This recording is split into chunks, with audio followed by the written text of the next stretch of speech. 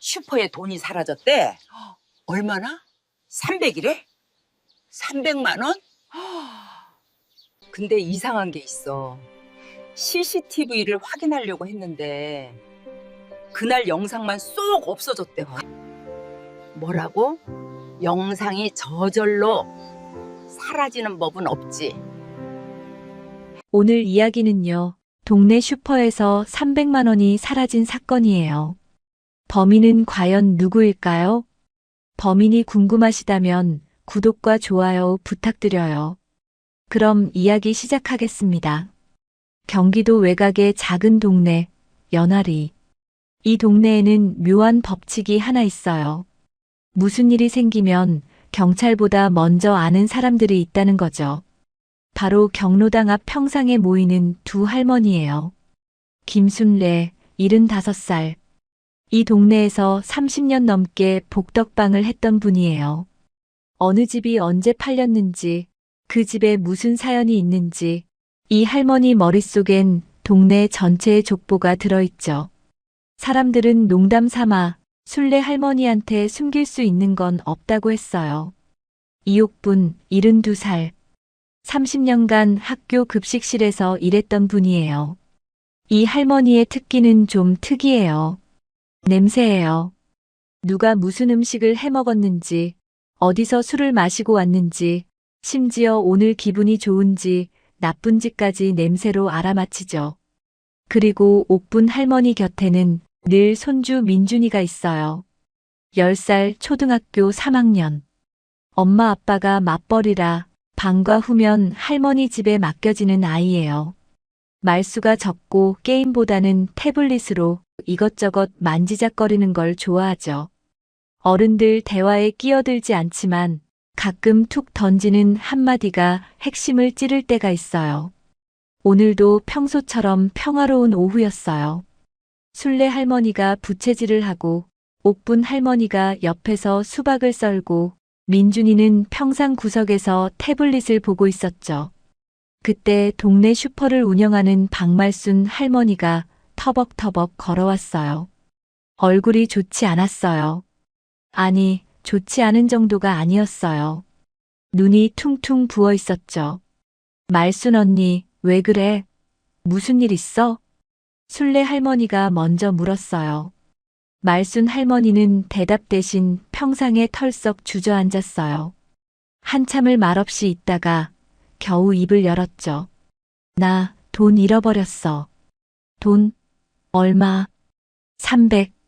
300만 원? 말순 할머니가 고개를 끄덕였어요. 옥분 할머니가 수박 깎던 손을 멈췄죠. 어디서? 슈퍼에서? 금고에 넣어뒀는데. 어제 확인하니까 없어. 순례 할머니의 표정이 굳어졌어요. 30년 복덕방 경력이 알려주고 있었죠. 금고에서 돈이 사라졌다는 건 열쇠를 가진 사람의 소행이라는 뜻이에요. 금고 열쇠 누가 갖고 있어? 나하고, 재원이하고. 재원이는 말순 할머니의 아들이에요. 가끔 슈퍼 일을 돕고 있죠. 그럼 CCTV 확인해 봤어? 옥분 할머니가 물었어요. 그런데 말순 할머니의 표정이 이상하게 변했어요. 뭔가 말하기 어려운 게 있는 것처럼요. 그게 확인하려고 했는데 그날 영상만 없어. 순례 할머니와 옥분 할머니가 동시에 서로를 쳐다봤어요. 없다니? 고장났어? 아니, 고장은 아니야. 다른 날 영상은 다 있어. 근데 딱 그날 영상만 없어. 평상 위에 묘한 침묵이 내려앉았어요. CCTV 영상이 저절로 사라지는 법은 없어요. 누군가 지운 거죠. 그리고 그걸 지울 수 있는 사람은 그 시스템에 접근할 수 있는 사람뿐이에요. 말순 언니. 순례 할머니가 조심스럽게 물었어요. 혹시 그 CCTV 재원이 아내가 관리하지 않아? 말순 할머니의 얼굴이 하얗게 질렸어요. 며느리 강현정. 3년 전에 새 식구가 됐어요. 처음엔 싹싹하고 부지런해서 말순 할머니가 얼마나 좋아했는지 몰라요. 우리 현정이가 최고야를 입에 달고 살았죠. 근데 옥분 할머니는 얼마 전부터 뭔가 느꼈어요. 그 며느리한테서 나는 냄새가 요즘 좀 이상했거든요. 백화점 1층에서나 날 법한 고급진 냄새. 처음 시집 왔을 때와는 너무 다른 고급진 냄새였죠. 아니야, 현정이가 그럴 리 없어. 말순 할머니가 고개를 저었어요. 그 애가 얼마나 나한테 잘하는데. 아침마다 안부 전화하고 명절엔 용돈도 따로 주고. 순례 할머니가 한숨을 쉬었어요. 저 표정, 저 말투. 알면서도 믿고 싶지 않은 거예요. 그때 평상 구석에서 태블릿을 보던 민준이가 고개를 들었어요. 할머니. 응? 왜 민준아? CCTV 영상. 지워도 완전히 안 지워져요. 새 할머니가 동시에 민준이를 쳐다봤어요. 뭐라고? 유튜브에서 봤어요. 요즘 기계는 지워도 바로 없어지진 않아요. 휴지통 같은 데 들어가 있거든요. 휴지통? 네. 거기 가면 아직 있을 수도 있어요. 민준이는 그 말만 하고 다시 태블릿으로 시선을 돌렸어요. 그 한마디가 이 사건의 실마리를 던져준 순간이었죠. 순례 할머니의 눈이 반짝였어요. 말순 언니. 응? 그 CCTV 녹화기 우리가 한번 볼 수 있을까? 말순 할머니가 망설였어요. 며느리를 의심하고 싶지 않은 마음과 300만 원이 사라진 현실 사이에서 흔들리고 있었죠. 며느리가 알면 모르게 하면 되지. 옥분 할머니가 자리에서 일어났어요. 말순 언니, 나 언니네 며느리 냄새 맡아봤어.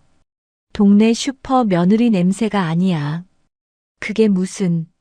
내가 70년을 사람 냄새 맡으면서 살았어. 그 며느리한테서는 돈 냄새가 나. 그것도 남의 돈 냄새. 아직 확신할 순 없었어요. 하지만 뭔가 이상하다는 건 세 사람 모두 느끼고 있었죠.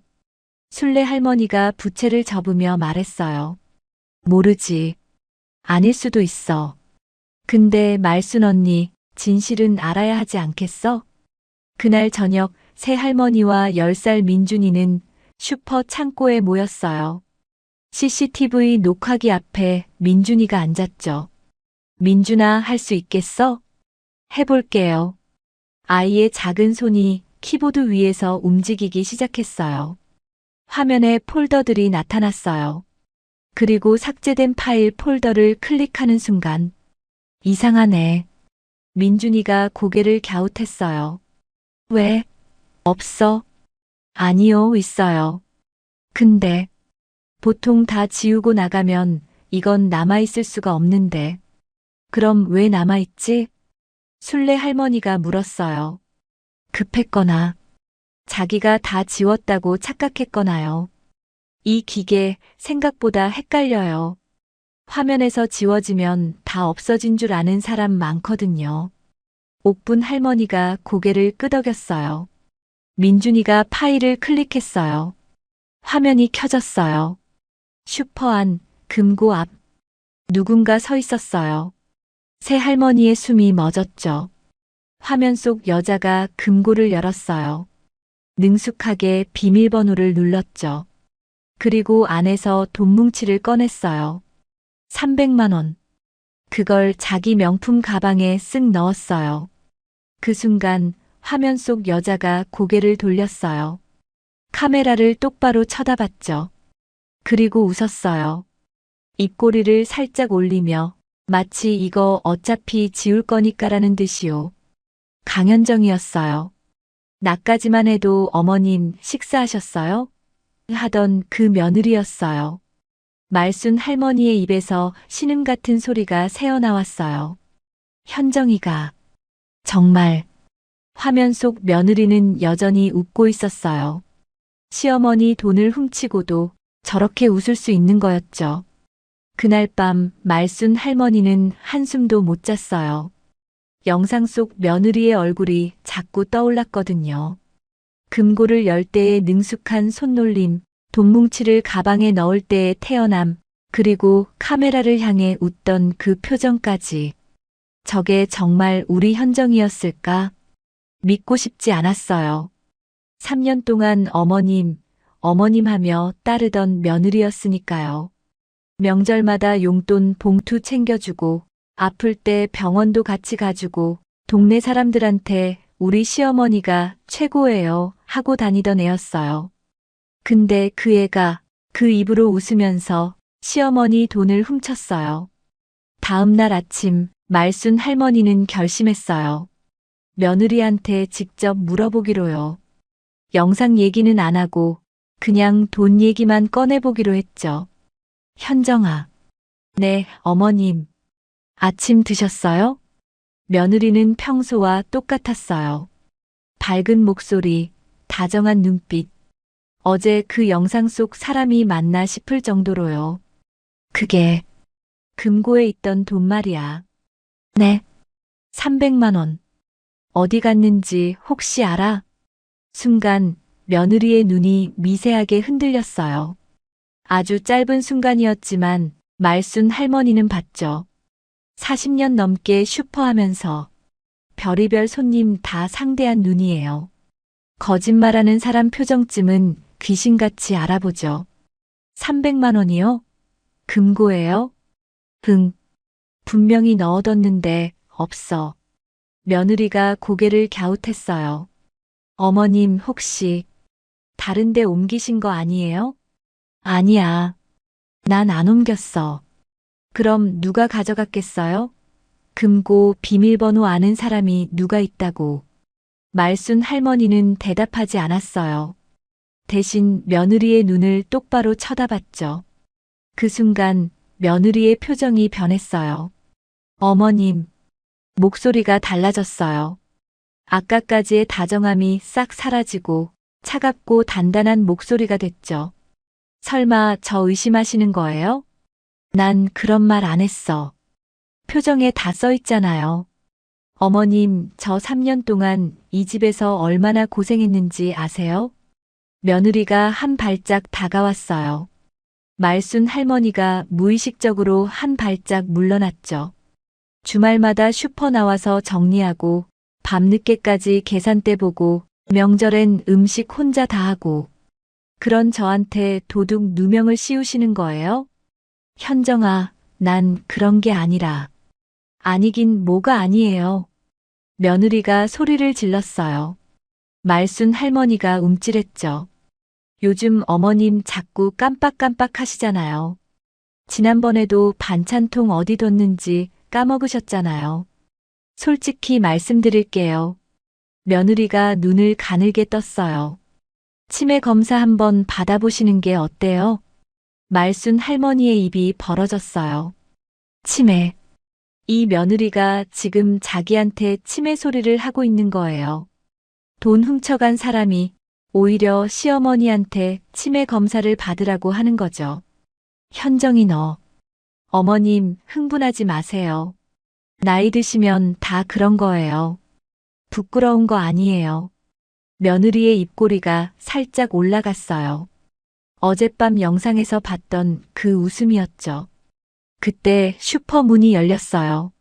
엄마, 나왔어. 아들 재원이었어요. 며느리가 재빨리 표정을 바꿨죠. 눈에 눈물까지 글썽거리게 만들면서요. 여보. 왜? 무슨 일이야? 어머님이 저한테 도둑이래요. 아들의 얼굴이 굳어졌어요. 엄마, 그게 무슨 소리야? 재원아, 내 말 좀 들어봐. 금고에서 돈이. 엄마. 아들이 말을 잘랐어요. 현정이 그럴 사람이 아니잖아. 3년 동안 얼마나 고생했는데. 내가 그러니까 확인을 해보자는 거지. 확인은 무슨 확인이야. 엄마가 요즘 자꾸 헷갈려 하잖아. 그 돈 어디 다른 데 넣어놓고 까먹은 거 아니야? 말순 할머니는 아들의 얼굴을 멍하니 쳐다봤어요. 저 입에서 전 냄새 날 때부터 키운 자식이에요. 업어서 병원 다니고 굶어가며 대학 보내고 결혼 자금까지 대준 아들이에요. 그 아들이 지금 엄마보다 며느리 편을 들고 있었죠. 재원아, 엄마 현정이한테 사과해. 아니, 됐어. 일단 현정아, 우리 나가자. 엄마 좀 진정하시게. 며느리가 아들 팔짱을 끼며 나갔어요. 나가면서 슬쩍 말순 할머니를 돌아봤죠. 그리고 웃었어요. 입모양만 움직여서 소리 없이 말했어요. 증거 있어요? 며느리가 스쳐 지나가는 순간 말순 할머니의 머릿속에 옥분 할머니의 말이 스쳤어요. 그 며느리한테선 사람 깔보는 냄새가 난다. 어제보다 더 짙고 더 독한 향이었어요. 문이 닫혔어요. 말순 할머니는 그 자리에 털썩 주저앉았어요. 다리에 힘이 풀렸거든요. 40년 넘게 지켜온 슈퍼, 평생 모은 돈, 그리고 믿었던 며느리와 아들. 하루아침에 다 무너지는 것 같았어요. 1시간쯤 후 경로당 앞 평상에 4사람이 모였어요. 말순 할머니가 울면서 얘기하는 걸 순례 할머니와 옥분 할머니가 들었죠. 민준이는 옆에서 조용히 태블릿을 만지작거리고 있었어요. 그래서 재원이가 뭐래? 현정이한테 사과하래. 미친. 옥분 할머니가 혀를 찼어요. 영상 있잖아, 말순 언니. 그거 보여주면 되잖아. 못해. 말순 할머니가 고개를 저었어요. 재원이가 이혼하면 어떡해. 언니. 순례 할머니가 답답하다는 듯 말했어요. 지금 그 며느리가 언니를 치매로 몰아서 바보로 만들고 있고 아들은 엄마보다 마누라 편이고 이대로 두면 언니가 정말 치매 취급당해. 그래도 참을 거야? 말순 할머니는 대답하지 못했어요. 순례 할머니가 한숨을 쉬었어요. 30년 복덕방 하면서 이런 일 많이 봤거든요. 돈 앞에서 가족이 쪼개지는 거, 효자가 하루아침에 원수 되는 거. 근데 막상 당하는 사람은 끝까지 가족을 믿고 싶어 해요. 일단 영상은 우리가 갖고 있자. 순례 할머니가 말했어요. 말순 언니가 결정할 때까지 기다릴게. 근데 언니 하나만 기억해. 뭘? 저 며느리 300으로 안 끝나. 맞들이면 또 하게 돼 있어. 그때 가서 후회하지 말고. 말순 할머니의 눈에서 눈물이 흘러내렸어요. 옆에서 조용히 듣고 있던 민준이가 고개를 들었어요. 할머니. 응? 그 아줌마요. 오늘 아침에 뭔가 태웠어요. 새 할머니가 동시에 민준이를 쳐다봤어요. 뭘 태웠어? 몰라요. 근데 슈퍼 뒤에서 연기 났어요. 종이 태우는 냄새였어요. 옥분 할머니의 눈이 번쩍 뜨였어요. 급식실에서 30년. 이 할머니는 냄새의 전문가예요. 그리고 종이 태우는 냄새가 뭘 의미하는지도 알죠. 혹시 장부 아니야? 순례 할머니도 눈이 커졌어요. 맞아. 슈퍼 장부. 그거 없애면 돈 빠져나간 거 증명 못해. 말순 할머니의 얼굴이 하얗게 질렸어요. 설마 현정이가 거기까지? 순례 할머니가 천천히 입을 열었어요. 말순 언니, 내가 복덕방 30년 하면서 별의별 사람 다 봤어. 장부까지 태우는 사람은 한 번만 훔친 사람이 아니야. 처음이면 겁이 나서 숨기지 기록부터 없애진 않아. 말순 할머니의 눈이 커졌어요. 그 말은 300만 원이 처음이 아닐 수도 있다는 거야. 그동안 얼마나 빠져나갔는지 장부 없으면 알 수도 없어. 순례 할머니가 말했어요. 말순 언니, 빨리 슈퍼 장부 확인해봐요. 4사람은 슈퍼로 달려가서 말순 할머니가 장부를 보관해둔 서랍을 열었어요. 그리고 얼굴이 하얗게 질렸죠. 없어. 진짜? 분명히 여기 있었는데. 없어졌어. 옥분 할머니가 말했어요. CCTV 확인해보자. 누가 가져갔는지 나오지 않을까? 민준이가 확인했어요. 그리고 고개를 저었죠. 삭제됐어요. 이번엔 아예 복구가 안 돼요. 네 사람이 서로를 쳐다봤어요.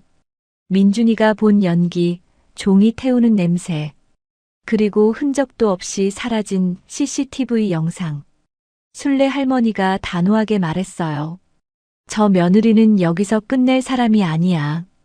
우리가 멈추면 언니가 사라져. 치매라 몰아서 슈퍼에서 쫓겨나고 그렇게 되는 거야. 말순 할머니의 손이 떨렸어요. 아무도 대답하지 않았어요. 하지만 모두 알고 있었죠. 저 며느리는 생각보다 훨씬 치밀하다는 걸요. 그리고 이건 이제 시작이라는 걸요. 순례 할머니가 조용히 말했어요. 이제부터는 우리가 조사하는 거야. 그날 밤부터 동네 분위기가 이상하게 변하기 시작했어요. 처음엔 느끼지 못했어요. 그냥 평소와 같은 하루였거든요. 말순 할머니는 아침 일찍 슈퍼 문을 열고 물건 정리하고 손님 맞았죠. 늘 하던 대로요. 근데 뭔가 달랐어요. 단골 손님 김 여사가 왔어요. 10년 넘게 이 슈퍼에서 장 보던 사람이에요. 근데 눈을 안 마주치더라고요. 물건만 휙 집어들고 계산하고 인사도 없이 나갔어요. 무슨 일 있나? 말순 할머니는 이상하다 싶었지만 대수롭지 않게 넘겼어요. 점심때쯤 경로당 앞을 지나가는데 할머니들이 수군거리고 있었어요. 말순 할머니가 다가가니까 대화가 뚝 끊겼죠. 뭐야, 무슨 얘기해? 아, 아니야. 별거 아니야. 어색한 웃음. 시선 회피. 40년 넘게 같은 동네에 산 사람들이에요. 저런 표정이 뭘 의미하는지 말순 할머니도 알았죠. 소문이 난 거예요. 저녁 때 슈퍼에 아들 재원이가 왔어요. 표정이 굳어 있었죠. 엄마. 왜? 오늘 동네 사람한테 전화 왔어. 어머님 괜찮으시냐고. 엄마가 치매 걸린 것 같다고. 며느리한테 도둑 누명 씌운다고. 말순 할머니는 말문이 막혔어요. 그 며느리가 선수를 친 거예요. 동네 사람들에게 치매 노인 프레임을 씌워버린 거죠. 이제 말순 할머니가 뭘 말해도 사람들은 이렇게 생각할 거예요. 에휴, 저 할머니가 또 헛소리하네. 재원아, 내 말 좀 들어봐. 진짜 영상이 있어. 엄마, 그만해. 아들이 손을 저었어요. 현정이가 그럴 사람 아니야. 엄마가 요즘 좀 예민한 것 같아. 내일 병원 가자. 검사 한번 받아보게. 병원? 나한테 진짜 치매 검사 받으라는 거야? 엄마, 화내지 마. 그냥 확인하는 거잖아. 아들의 눈에 걱정이 담겨 있었어요. 근데 그게 엄마를 믿어서가 아니었어요. 엄마가 정말 이상해진 것 같아서 걱정하는 눈이었죠. 말순 할머니의 가슴이 무너졌어요. 나가. 엄마, 나가라고 했어. 내 마누라한테 가. 아들이 한숨을 쉬고 나갔어요. 문이 닫히는 소리가 유난히 크게 들렸죠. 말순 할머니는 카운터에 앉아서 한참을 울었어요. 40년 지킨 슈퍼에서 혼자서요. 다음 날 상황은 더 나빠졌어요. 아침에 슈퍼 문을 열었는데 손님이 안 왔어요. 1시간, 2시간. 평소 같으면 벌써 대여섯 명은 다녀갔을 시간이에요. 11시쯤 겨우 한 명이 왔어요. 동네 막내 며느리 수정이었죠. 아줌마, 라면 하나요. 수정아. 오랜만이다. 네. 수정이가 계산하면서 슬쩍 말했어요. 아줌마, 뭔데? 현정 언니가 그러는데 아줌마가 자꾸 이상한 말씀 하신다고. 저도 잘 모르겠는데 다들 걱정하고 있어요. 말순 할머니는 입술을 깨물었어요. 수정아, 내가 이상한 게 아니야. 현정이가. 아, 네네. 알겠어요. 수정이가 황급히 나갔어요. 그 표정이 다 말해주고 있었죠. 어머, 진짜 치매인가 봐. 오후에 순례 할머니와 옥분 할머니가 슈퍼에 왔어요. 민준이도 함께였죠. 말순 언니, 어떻게 됐어? 다 알지? 순례 할머니가 고개를 끄덕였어요. 동네 다 퍼졌어. 저 며느리가 어제 저녁부터 돌아다니면서 말하고 다녔대. 옥분 할머니가 혀를 찼어요. 어머님이 치매 걸린 것 같다. 어머님은 모르시는데 너무 걱정된다. 이런 식으로. 얼마나 불쌍한 척을 잘하던지. 그래서 다들 나를 걱정하는 척하면서 속으로는 저 할머니 돈 훔쳤다고 우기네 하는 거지. 말순 할머니의 눈에서 눈물이 흘러내렸어요. 내가 뭘 잘못했다고. 내 돈 훔쳐간 건 현정인데. 그때 슈퍼 문이 열렸어요. 어머님. 며느리 강현정이었어요. 손에 영양제 종이봉투를 들고 있었죠. 방금 울고 있던 시어머니 앞에서 환하게 웃고 있었어요. 어머님 많이 힘드시죠? 영양제 좀 가져왔어요. 순례 할머니와 옥분 할머니의 눈이 차갑게 변했어요. 현정 씨, 지금 뭐 하는 거야? 아이고, 순례 어르신. 저 그냥 어머님 걱정돼서 온 건데요. 요즘 많이 힘들어 하시잖아요. 힘들게 만든 사람이 누군데. 옥분 할머니가 쏘아붙였어요. 며느리의 눈이 가늘어졌죠. 옥분 어르신, 무슨 말씀이세요? 저 정말 서운하네요. 어머님 병원 모시려고 하는 건데, 주변에서 자꾸 이상한 말씀하시면. 병원? 네. 검사 좀 받아보시게요. 요즘 치매 초기에 발견하면 진행 늦출 수 있대요. 말순 할머니가 벌떡 일어났어요. 나 치매 아니야. 어머님, 흥분하지 마세요. 이러시면 안 돼요. 며느리가 고개를 절레절레 저었어요. 마치 봐라, 저렇게 흥분하시잖아라는 표정으로요. 그 순간 옆에 있던 민준이가 입을 열었어요. 아줌마. 응? 왜, 꼬마야? 아줌마 가방에서 영수증 떨어졌어요. 며느리가 고개를 숙였어요. 바닥에 종이 한 장이 떨어져 있었죠. 민준이가 그걸 먼저 집어들었어요. 그리고 읽었죠. 강남 백화점. 명품관. 230만 원? 순간 며느리의 얼굴이 굳어졌어요. 순례 할머니가 그 영수증을 민준이와 같이 보며 날짜를 확인했죠. 3일 전이었어요. 슈퍼 금고에서 돈이 사라진 바로 다음 날. 현정 씨, 순례 할머니가 천천히 말했어요. 300만 원 사라진 다음 날 백화점에서 230만 원을 썼네. 며느리의 얼굴이 하얗게 질렸어요. 그건 카드 할부예요. 그리고 결혼 전에 쓰던 명품 가방 하나 중고로 팔아서 보탠 거고요. 제가 제 돈으로 사는데 뭐가 문제인가요? 며느리가 당당하게 말하며 영수증을 뺏으려 손을 뻗었죠. 그때 영수증을 들고 있던 민준이가 손을 슥 뒤로 뺐어요. 그리고 무심하게 한마디 던졌죠. 아줌마, 여기 일시불이라고 적혀 있는데요. 순간 며느리의 얼굴이 불그락푸르락 변했어요.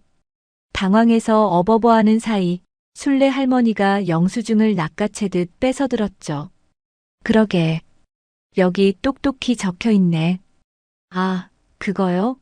일시불로 긁고 나중에 앱으로 할부 전환하려고 했어요. 요즘 젊은 사람들은 다 그렇게 해요.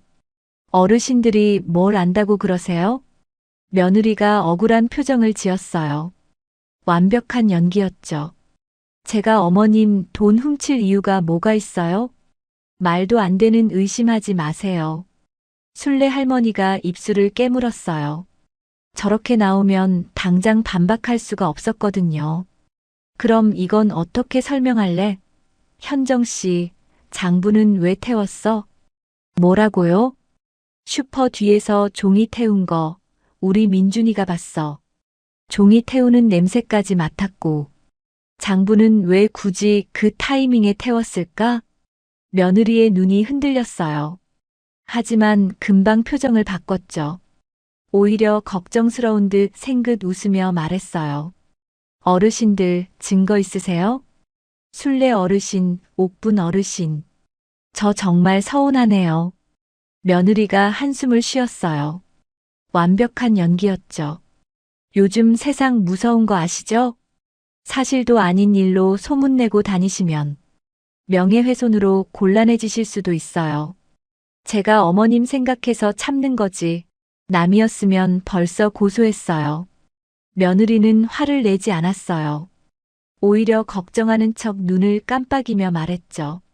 그 웃음이 더 소름 끼쳤어요. 며느리가 영양제 종이 가방을 탁 내려놓았어요. 어머님, 저 이만 가볼게요. 이거 치매에 좋은 거니까 잊지 말고 꼭 챙겨 드세요. 푹 쉬셔야 증상 안 심해지죠. 그리고 어르신들도 제발 남의 집안일에 오지랖 좀 그만 부리세요. 다들 연세가 있으신데 괜히 법적으로 곤란해지시면 안 되잖아요. 협박이었어요. 법과 예의를 가장한 협박. 며느리가 돌아서서 나갔어요. 문이 닫히고 슈퍼 안에 무거운 침묵이 내려앉았죠. 말순 할머니가 주저앉았어요. 이제 어떡해. 전현이 동네 사람들 다 홀렸어. 내가 뭘 말해도 아무도 안 믿을 거야. 순례 할머니와 옥분 할머니도 말이 없었어요. 영수증이 나왔지만 그건 결정적 증거가 아니었거든요. 며느리 말대로 자기 돈이라고 우기면 끝이에요. 장부는 이미 태워졌고 CCTV 영상은 있지만 그걸 들고 나가면 아들이 이혼할까봐 말순 할머니가 무서워하고 있죠. 완벽한 막다른 골목이었어요. 그때 민준이가 조용히 말했어요. 할머니. 응? 아까 그 아줌마요. 가방이 달랐어요. 가방? 저번에 슈퍼에서 봤을 때는 갈색 가방이었는데 오늘은 검은색이에요. 순례 할머니가 무릎을 탁 쳤어요. 민준아, 방금 뭐라고 했어? 가방이 또 바뀌었다고? 30년 복덕방 경력은 사람의 집만 본 게 아니었어요. 그 집에 드나드는 물건도 봤거든요. 누가 돈이 있고 없는지 물건만 봐도 알 수 있었죠. 말순 언니, 아까 며느리 구두 봤어? 그동안 못 보던 거야. 저거 한두 푼 하는 게 아니야. 옥분 할머니의 눈이 번쩍 뜨였어요. 언니, 그러고 보니 요즘 매번 새 옷 입고 오네. 올 때마다 백화점 냄새 났거든. 순례 할머니가 천천히 고개를 끄덕였어요. 장부를 왜 태웠는지 이제 알겠네. 300만 원? 아니야. 저 여자가 그동안 빼돌린 거 슈퍼 한 채 값은 되겠어. 모두 침묵했어요. 300만 원이 아니라면 지금까지 얼마나 빠져나간 걸까요? 장부를 태운 이유가 그 안에 뭐가 있어서일까요? 말순 할머니의 얼굴이 새하얗게 질렸어요. 그때 민준이가 태블릿을 내려놓고 다가왔어요. 할머니, 아까 그 아줌마 가방에서 떨어진 게 영수증 말고 하나 더 있어요. 민준이가 내민 건 작게 접힌 종이 조각이었어요. 오피스텔 관리비 고지서. 순례 할머니가 받아들고 눈을 가늘게 떴어요. 옥분 할머니가 옆에서 들여다봤어요. 연화리 오피스텔? 새 할머니의 눈이 동시에 번쩍 뜨였어요. 며느리 강현정. 그녀가 가족들 몰래 숨겨둔 비밀의 방이 있다는 뜻이었죠. 여러분, 여기까지 이야기 잘 들으셨나요? 말순 할머니, 정말 억울하시죠? 40년 넘게 슈퍼 지키면서 평생 모은 돈인데 믿었던 며느리한테 이렇게 당하다니요. 거기다 치매라고 억울하게 몰리고. 그래도 다행인 건 순례 할머니랑 옥분 할머니 그리고 똑똑한 민준이가 곁에 있다는 거예요. 과연 이 오피스텔에는 뭐가 숨겨져 있을까요?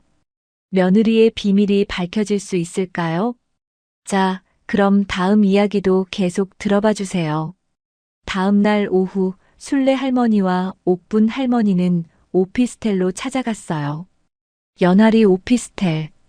동네에서 걸어서 10분 거리에 있는 작은 건물이었죠. 원룸들이 모여 있는 주로 젊은 직장인들이 사는 곳이에요. 여기가 맞네.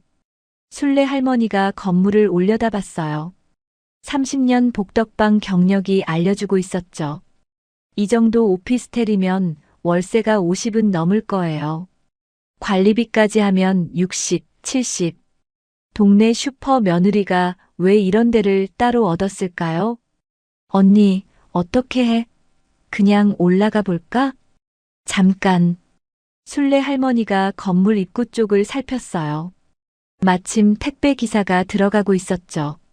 문이 열려 있는 틈을 타서 두 할머니도 안으로 들어갔어요. 관리비 고지서에 적힌 호수는 302호였어요. 엘리베이터를 타고 3층으로 올라갔어요. 복도를 걸어서 302호 앞에 섰죠. 문 앞에 택배 상자가 3개나 쌓여 있었어요. 전부 명품 브랜드 로고가 찍힌 상자들이었죠. 저것 봐, 언니. 옥분 할머니가 속삭였어요. 저게 다 뭐야? 백화점 택배가 저렇게 많아? 순례 할머니가 상자 하나를 살짝 들어봤어요. 묵직했죠. 이거 슈퍼에서 빼돌린 돈이 다 여기로 온 거야. 그때였어요. 거기서 뭐 하세요? 두 할머니가 화들짝 놀라 돌아봤어요. 강현정이 서 있었어요. 쇼핑백을 든 채로 차갑게 웃고 있었죠. 눈에는 웃음기가 전혀 없었어요. 어머, 순례 어르신, 옥분 어르신. 여기까지 어떻게 오셨어요? 설마 저 미행하신 거예요? 와, 진짜 대단하시다. 그 나이에 탐정 놀이를 하시네. 며느리가 한 발짝 다가왔어요. 두 할머니가 무의식적으로 뒤로 물러났죠. 어르신들, 제가 어제 뭐라고 했죠? 남의 집안일에 오지랖 부리지 말라고 했잖아요. 오지랖이 아니야. 순례 할머니가 입을 열었어요. 넌 시어머니 돈을 훔쳤어. 300만 원만이 아니야. 지금까지 얼마나 빼돌렸는지 우리 다 알아. 증거 있으세요? 이게 증거 아니야? 순례 할머니가 택배 상자들을 가리켰어요. 동네 슈퍼 며느리가 월세 50짜리 오피스텔에 명품 택배를 쌓아두고 있어. 이 돈이 다 어디서 났어? 며느리의 표정이 굳어졌어요. 하지만 금방 다시 웃었죠. 비웃는 것처럼요. 어르신들 참 순진하시네요. 제 이름으로 된 오피스텔에 제 돈으로 산 물건들인데요. 이게 무슨 증거예요? CCTV 영상이요? 그거 불법 복구한 거잖아요. 법적으로 증거 능력 없어요. 순례 할머니의 얼굴이 굳어졌어요. 며느리가 주머니에서 휴대폰을 꺼냈어요. 저 지금 녹음하고 있어요. 어르신들이 제 집 앞까지 따라와서 없는 일로 사람 몰아붙이는 거요. 이거 가지고 경찰서 가면 어떻게 될까요? 주거 침입에 명예훼손에 스토킹까지. 어르신들 연세에 전과자 되시는 거예요. 옥분 할머니가 순례 할머니 팔을 잡았어요. 손이 떨리고 있었죠. 며느리가 한 발짝 더 다가왔어요. 마지막으로 경고할게요. 낮고 차가운 목소리였어요. 다시 한 번 더 이런 짓 하시면 저 진짜 고소해요. 그리고 우리 어머님요. 조만간 요양원 보낼 거예요. 치매니까요. 뭐라고? 재원 씨도 동의했어요. 어머님이 자꾸 이상한 소리 하시니까 순례 할머니의 눈이 커졌어요. 너, 말순 언니를 쫓아내려고? 쫓아내는 게 아니라 모시는 거죠. 좋은 대로요. 거기 가시면 편하실 거예요. 며느리가 문을 열고 들어갔어요. 문이 닫히기 전에 마지막으로 말했죠. 어르신들, 그 나이에 고생하지 마세요. 집에서 손주나 보시는 게 좋을 것 같은데요. 쾅! 문이 닫혔어요. 30년 넘게 동네 사람들 갈등 해결해주며 호령하던 순례 할머니였지만 차가운 복도에 남겨지니 어깨가 한없이 작아졌어요. 옥분아, 우리가 늙긴 늙었나 보다. 저 젊은 애 머릿속을 못 따라가겠어. 순례 할머니의 떨리는 목소리에 옥분 할머니는 아무 말도 할 수 없었죠. 두 할머니는 복도에 서서 한참을 움직이지 못했어요. 옥분 할머니가 먼저 입을 열었어요. 언니, 우리 진짜 잘못한 거야? 전현 말대로 전과자 되는 거야? 말순 언니 도우려다가 우리까지 이렇게 되는 거야? 순례 할머니가 한참 만에 입을 열었어요. 우리가 틀린 게 아니라 세상이 이렇게 된 거겠지. 30년 복덕방 하면서 별의별 일 다 겪었지만 저렇게 치밀하고 뻔뻔한 사람은 처음이었어요. 손에 쥔 건 아무것도 없었어요. 완벽한 패배였죠. 두 할머니는 무거운 발걸음으로 오피스텔을 나왔어요. 슈퍼로 돌아가니 말순 할머니가 혼자 앉아 있었어요. 두 눈이 퉁퉁 부어 있었죠. 말순 언니, 왜 그래? 재원이가 왔다 갔어. 말순 할머니의 목소리가 떨렸어요. 뭐래? 요양원 알아본대. 내가 자꾸 이상한 소리 하니까 순례 할머니가 이를 악물었어요. 며느리 말이 사실이었던 거예요. 순례야, 나 어떡해. 말순 할머니가 순례 할머니 손을 잡았어요. 손이 차갑게 식어 있었죠. 40년 지킨 슈퍼야. 평생 모은 돈이야. 근데 전현이 다 가져가고 난 요양원에 갇히게 생겼어. 내가 뭘 잘못했다고, 내가 뭘. 말순 할머니가 울음을 터뜨렸어요. 옥분 할머니가 같이 눈물을 흘렸어요. 순례 할머니도 눈시울이 붉어졌죠. 새 할머니가 슈퍼 안에서 울고 있을 때 밖에서 누군가 문을 열었어요. 민준이었어요. 방과 후 학교 끝나고 할머니 찾아온 거였죠. 근데 들어오자마자 이상한 분위기를 느꼈어요. 할머니, 왜 울어요? 옥분 할머니가 황급히 눈물을 닦았어요. 아, 아니야. 할머니 안 울어. 근데 눈이 빨개요. 민준이가 다가왔어요. 그리고 말순 할머니를 보더니 작은 손으로 손등을 쓸어줬어요. 말순 할머니, 울지 마세요. 나쁜 아줌마 때문에 그러는 거죠? 순례 할머니가 쓴웃음을 지었어요. 민준아, 고맙다. 근데 이건 어른들 일이야. 그 아줌마가 CCTV 영상은 불법 복구라서 증거 안 된다고 하더라. 그거요? 민준이가 고개를 갸웃했어요. 기계에 남아있던 걸 본 거예요. 그게 왜 불법이에요? 순례 할머니가 눈을 깜빡였어요. 그리고요. 민준이가 태블릿을 꺼냈어요. 이상한 거 봐서 찍어놨어요. 그 아줌마 아까 오피스텔에서 나오는 거 봤거든요. 새 할머니가 동시에 민준이를 쳐다봤어요. 뭐? 학교 끝나고 이쪽으로 오는데 아줌마가 어떤 남자랑 차 타고 가더라고요. 제가 찍으려고 했을 땐 이미 차가 움직이고 있어서 뒤에서 번호판만 겨우 찍었어요. 화면에는 흔들린 사진 한 장이 떠 있었어요. 차 뒷모습, 그리고 또렷하게 찍힌 차량 번호. 새 할머니가 서로를 쳐다봤어요. 며느리 강현정. 가족 몰래 오피스텔을 따로 얻고 모르는 남자와 차를 타고 다니는 여자. 인연이. 순례 할머니가 중얼거렸어요. 횡령만 한 게 아니었네. 그날 밤 순례 할머니는 잠을 이룰 수가 없었어요. 민준이가 찍어온 차량 번호가 머릿속에서 떠나지 않았거든요. 강현정이 모르는 남자 차에 타고 있었다는 것. 그게 무슨 의미인지 30년 복덕방 경력이 본능적으로 알려주고 있었죠. 전현, 바람 피우는 거야? 다음 날 아침 순례 할머니는 오랜 지인에게 전화를 걸었어요. 동네 중고차 딜러이자 마당발인 박 사장이었죠. 박 사장 나야. 김순례. 순례 누님. 오랜만이네요. 무슨 일이세요? 차량 번호 하나 알아봐 줄 수 있어? 차량 번호요? 그거 왜요? 사연이 좀 있어. 부탁이야. 박 사장이 잠시 망설이더니 말했어요. 누님 부탁이면 안 들을 수가 없죠. 번호 불러주세요. 순례 할머니가 민준이한테 받아 적은 번호를 불러줬어요.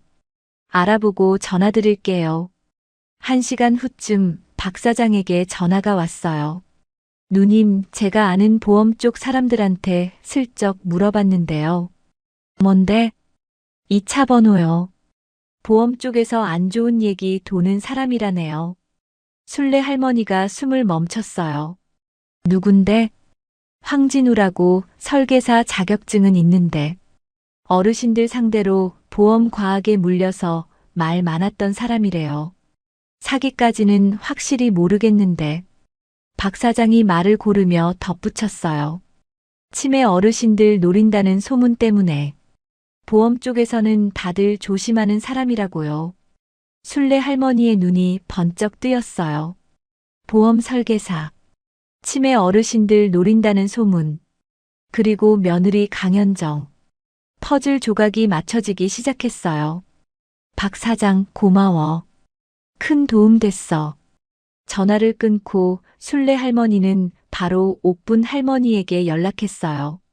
옥분아, 나야. 당장 나와. 얘기할 거 있어. 30분 후 경로당 앞 평상에 두 할머니와 민준이가 모였어요. 순례 할머니가 알아낸 걸 얘기했죠. 황진우, 보험 설계사요? 옥분 할머니가 눈을 동그랗게 떴어요. 그래. 어르신들 상대로 사기치는 놈이래. 근데 그 놈이랑 저 며느리가 같이 다녀. 그럼 설마. 내 생각엔 말이야. 순례 할머니가 목소리를 낮췄어요. 저 며느리 처음부터 계획이 있었던 것 같아. 슈퍼로 시집 와서 돈 빼돌리고 시어머니는 치매 환자라 몰아서 요양원 보내고 그리고 저 남자랑 같이 튀려는 거야. 옥분 할머니가 손으로 입을 막았어요. 세상에. 그러니까 장부를 태운 거야. 지금까지 얼마나 빼돌렸는지 들키면 안 되니까. 민준이가 조용히 듣고 있다가 입을 열었어요. 할머니, 예전에 슈퍼 아줌마가 말순 할머니한테 종이에 뭐 사인하라고 한 적 있었잖아요. 순례 할머니가 민준이를 쳐다봤어요. 종이? 네. 작년에요. 아줌마가 이름만 쓰면 된다고 했던 거요. 할머니가 안경 쓰고 사인하셨잖아요. 순간 옥분 할머니의 눈이 번쩍 뜨였어요. 그거 보험 서류 아니야? 순례 할머니도 숨을 들이켰어요. 맞다. 민준아, 그때 말순 할머니가 뭐라고 했지? 할머니는 잘 모르겠다고 하니까 아줌마가 괜찮아요. 제가 알아서 할게요라고 했어요. 맞아. 맞아. 옥분 할머니가 무릎을 쳤어요. 말순 언니한테 가자. 보험 서류 있는지 확인해 봐야 해. 세 사람이 슈퍼로 향했어요. 말순 할머니는 여전히 슈퍼에 혼자 앉아 있었어요. 며칠 새 눈에 띄게 수척해졌죠. 손님도 거의 안 오고 아들도 안 오고 혼자서 텅 빈 가게를 지키고 있었어요. 말순 언니, 왔어? 우리 할 얘기가 있어. 잠깐 문 닫아. 말순 할머니가 의아한 표정으로 문을 잠갔어요. 순례 할머니가 본론으로 들어갔어요. 말순 언니, 혹시 보험 뭐 들었어? 보험? 나 보험 안 들었는데? 진짜? 하나도? 국민건강보험 말고는 없어. 왜? 순례 할머니와 옥분 할머니가 서로를 쳐다봤어요. 그럼 며느리가 보험 권유한 적 있어? 치매 보험이라든가. 말순 할머니가 고개를 갸웃했어요. 그러고 보니 작년에 현정이가 뭔가 서류 들고 와서 사인해달라고 한 적 있어. 뭐 보험 관련된 거라고 했는데 나는 잘 모르겠으니까 그냥 사인했거든. 뭐라고? 왜? 그게 왜? 옥분 할머니가 말순 할머니 손을 잡았어요. 언니, 그거 혹시 치매 보험 아니야? 며느리가 언니 몰래 보험 가입시킨 거 아니야? 설마, 지금 보험 서류 어디 있어? 찾아봐. 말순 할머니가 허둥지둥 서랍을 뒤졌어요. 서류 뭉치들 사이에서 봉투 하나가 나왔죠. 이거야. 현정이가 보관해 두라고 한 거. 순례 할머니가 봉투를 받아 열었어요. 안에서 보험 계약서가 나왔죠. 한국생명 치매 간병보험. 피보험자 박말순. 월 납입액 35만 원. 35만 원? 말순 할머니가 눈이 휘둥그레졌어요.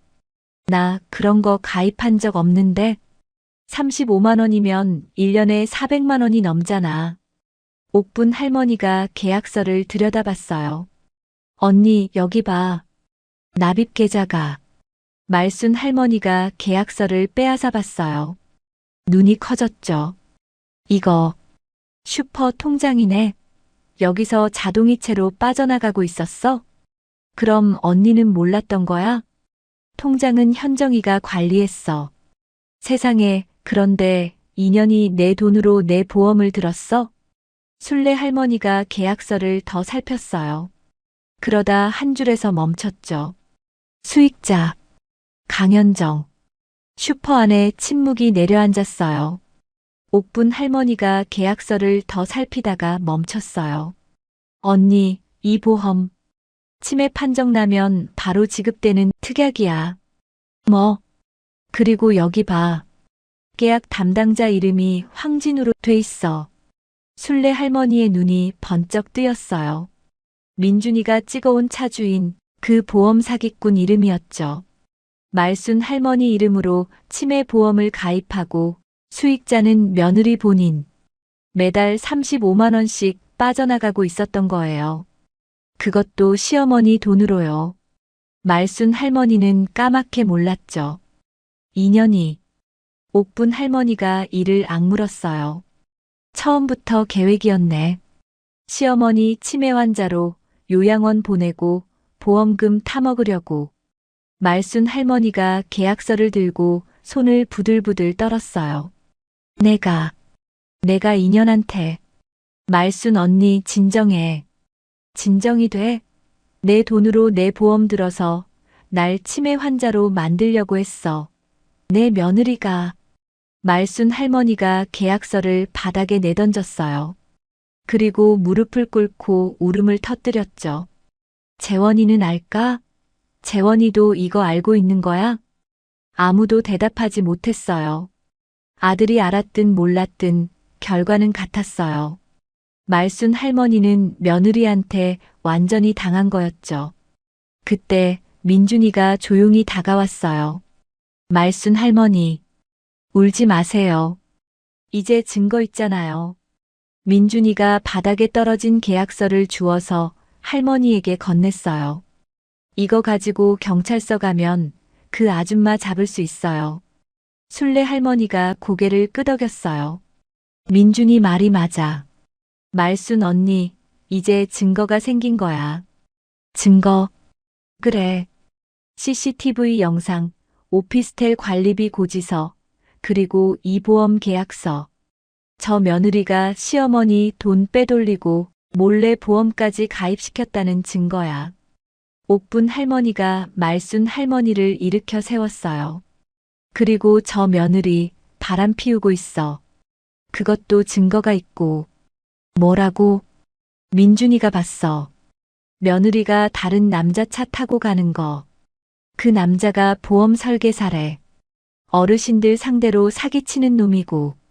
말순 할머니가 멍하니 서 있었어요.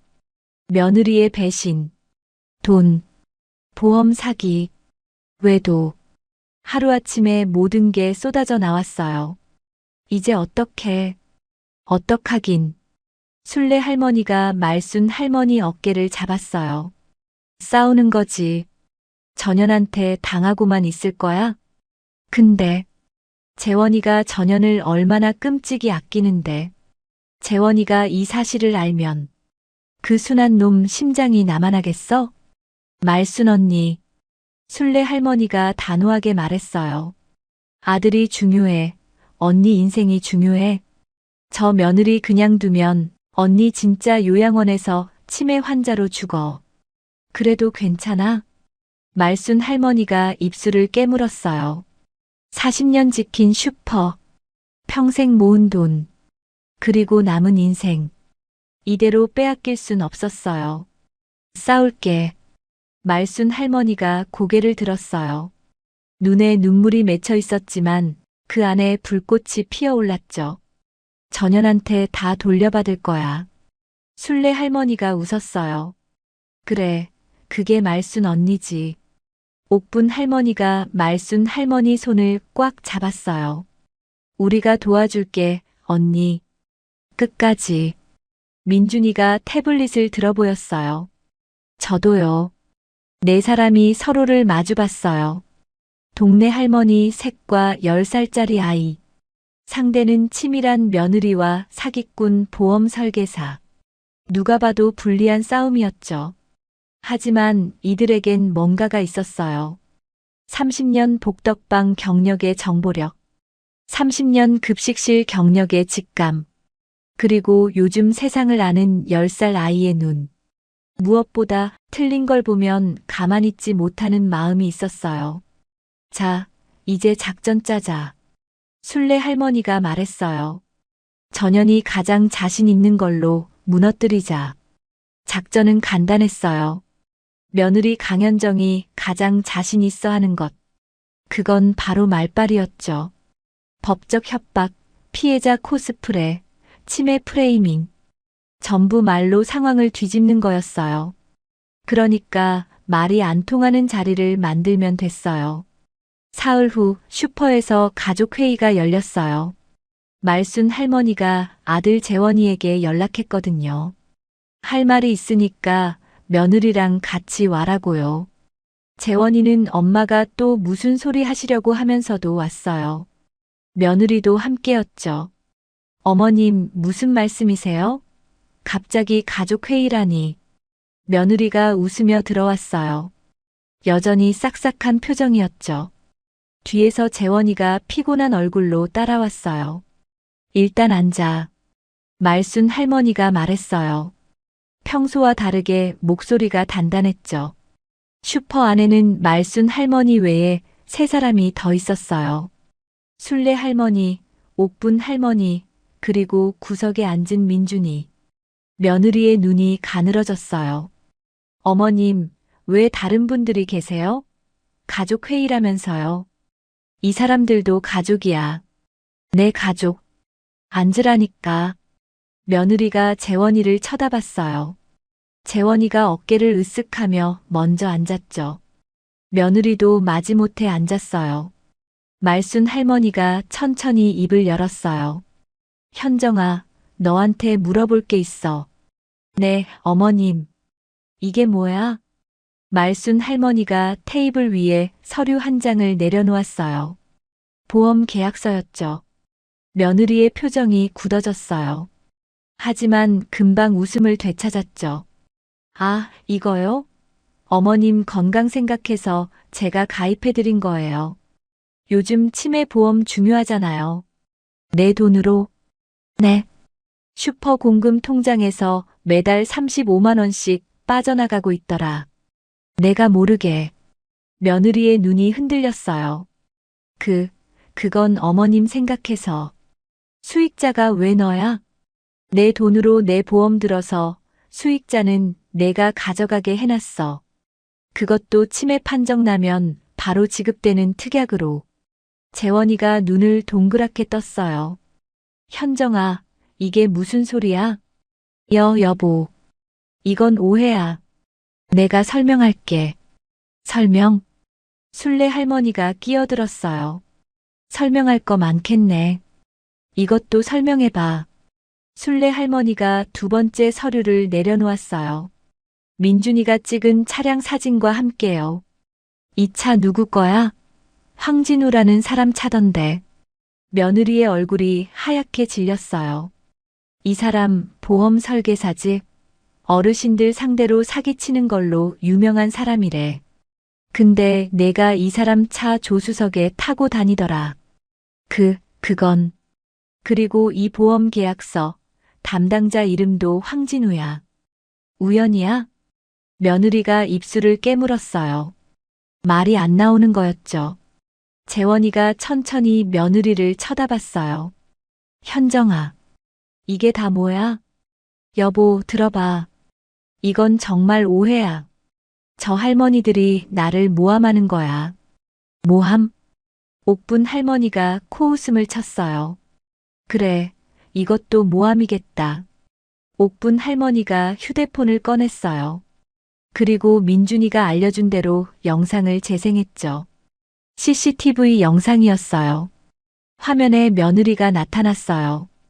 금고를 열고 돈 뭉치를 꺼내서 명품 가방에 쓱 넣는 모습. 그리고 카메라를 똑바로 쳐다보며 웃는 얼굴. 재원이의 표정이 굳어졌어요. 이게 뭐야? 여보. 이건, 뭐야? 이게 뭐냐고. 재원이가 소리를 질렀어요. 며느리가 움찔했죠. 당신이 우리 엄마 돈을 훔쳤어? 그리고 엄마한테 치매라고 덮어씌우고. 아니야, 여보. 이건 정말. 그리고 이 남자는 뭐야? 당신 바람 피운 거야? 며느리가 입을 다물었어요. 더 이상 변명할 말이 없는 거였죠. 그때 슈퍼 문이 열렸어요. 경찰이었어요. 2명. 신고받고 왔습니다. 박말순 씨 맞으시죠? 말순 할머니가 고개를 끄덕였어요. 강현정 씨요? 경찰이 며느리를 쳐다봤어요. 횡령 및 보험 사기 혐의로 동행 요청드립니다.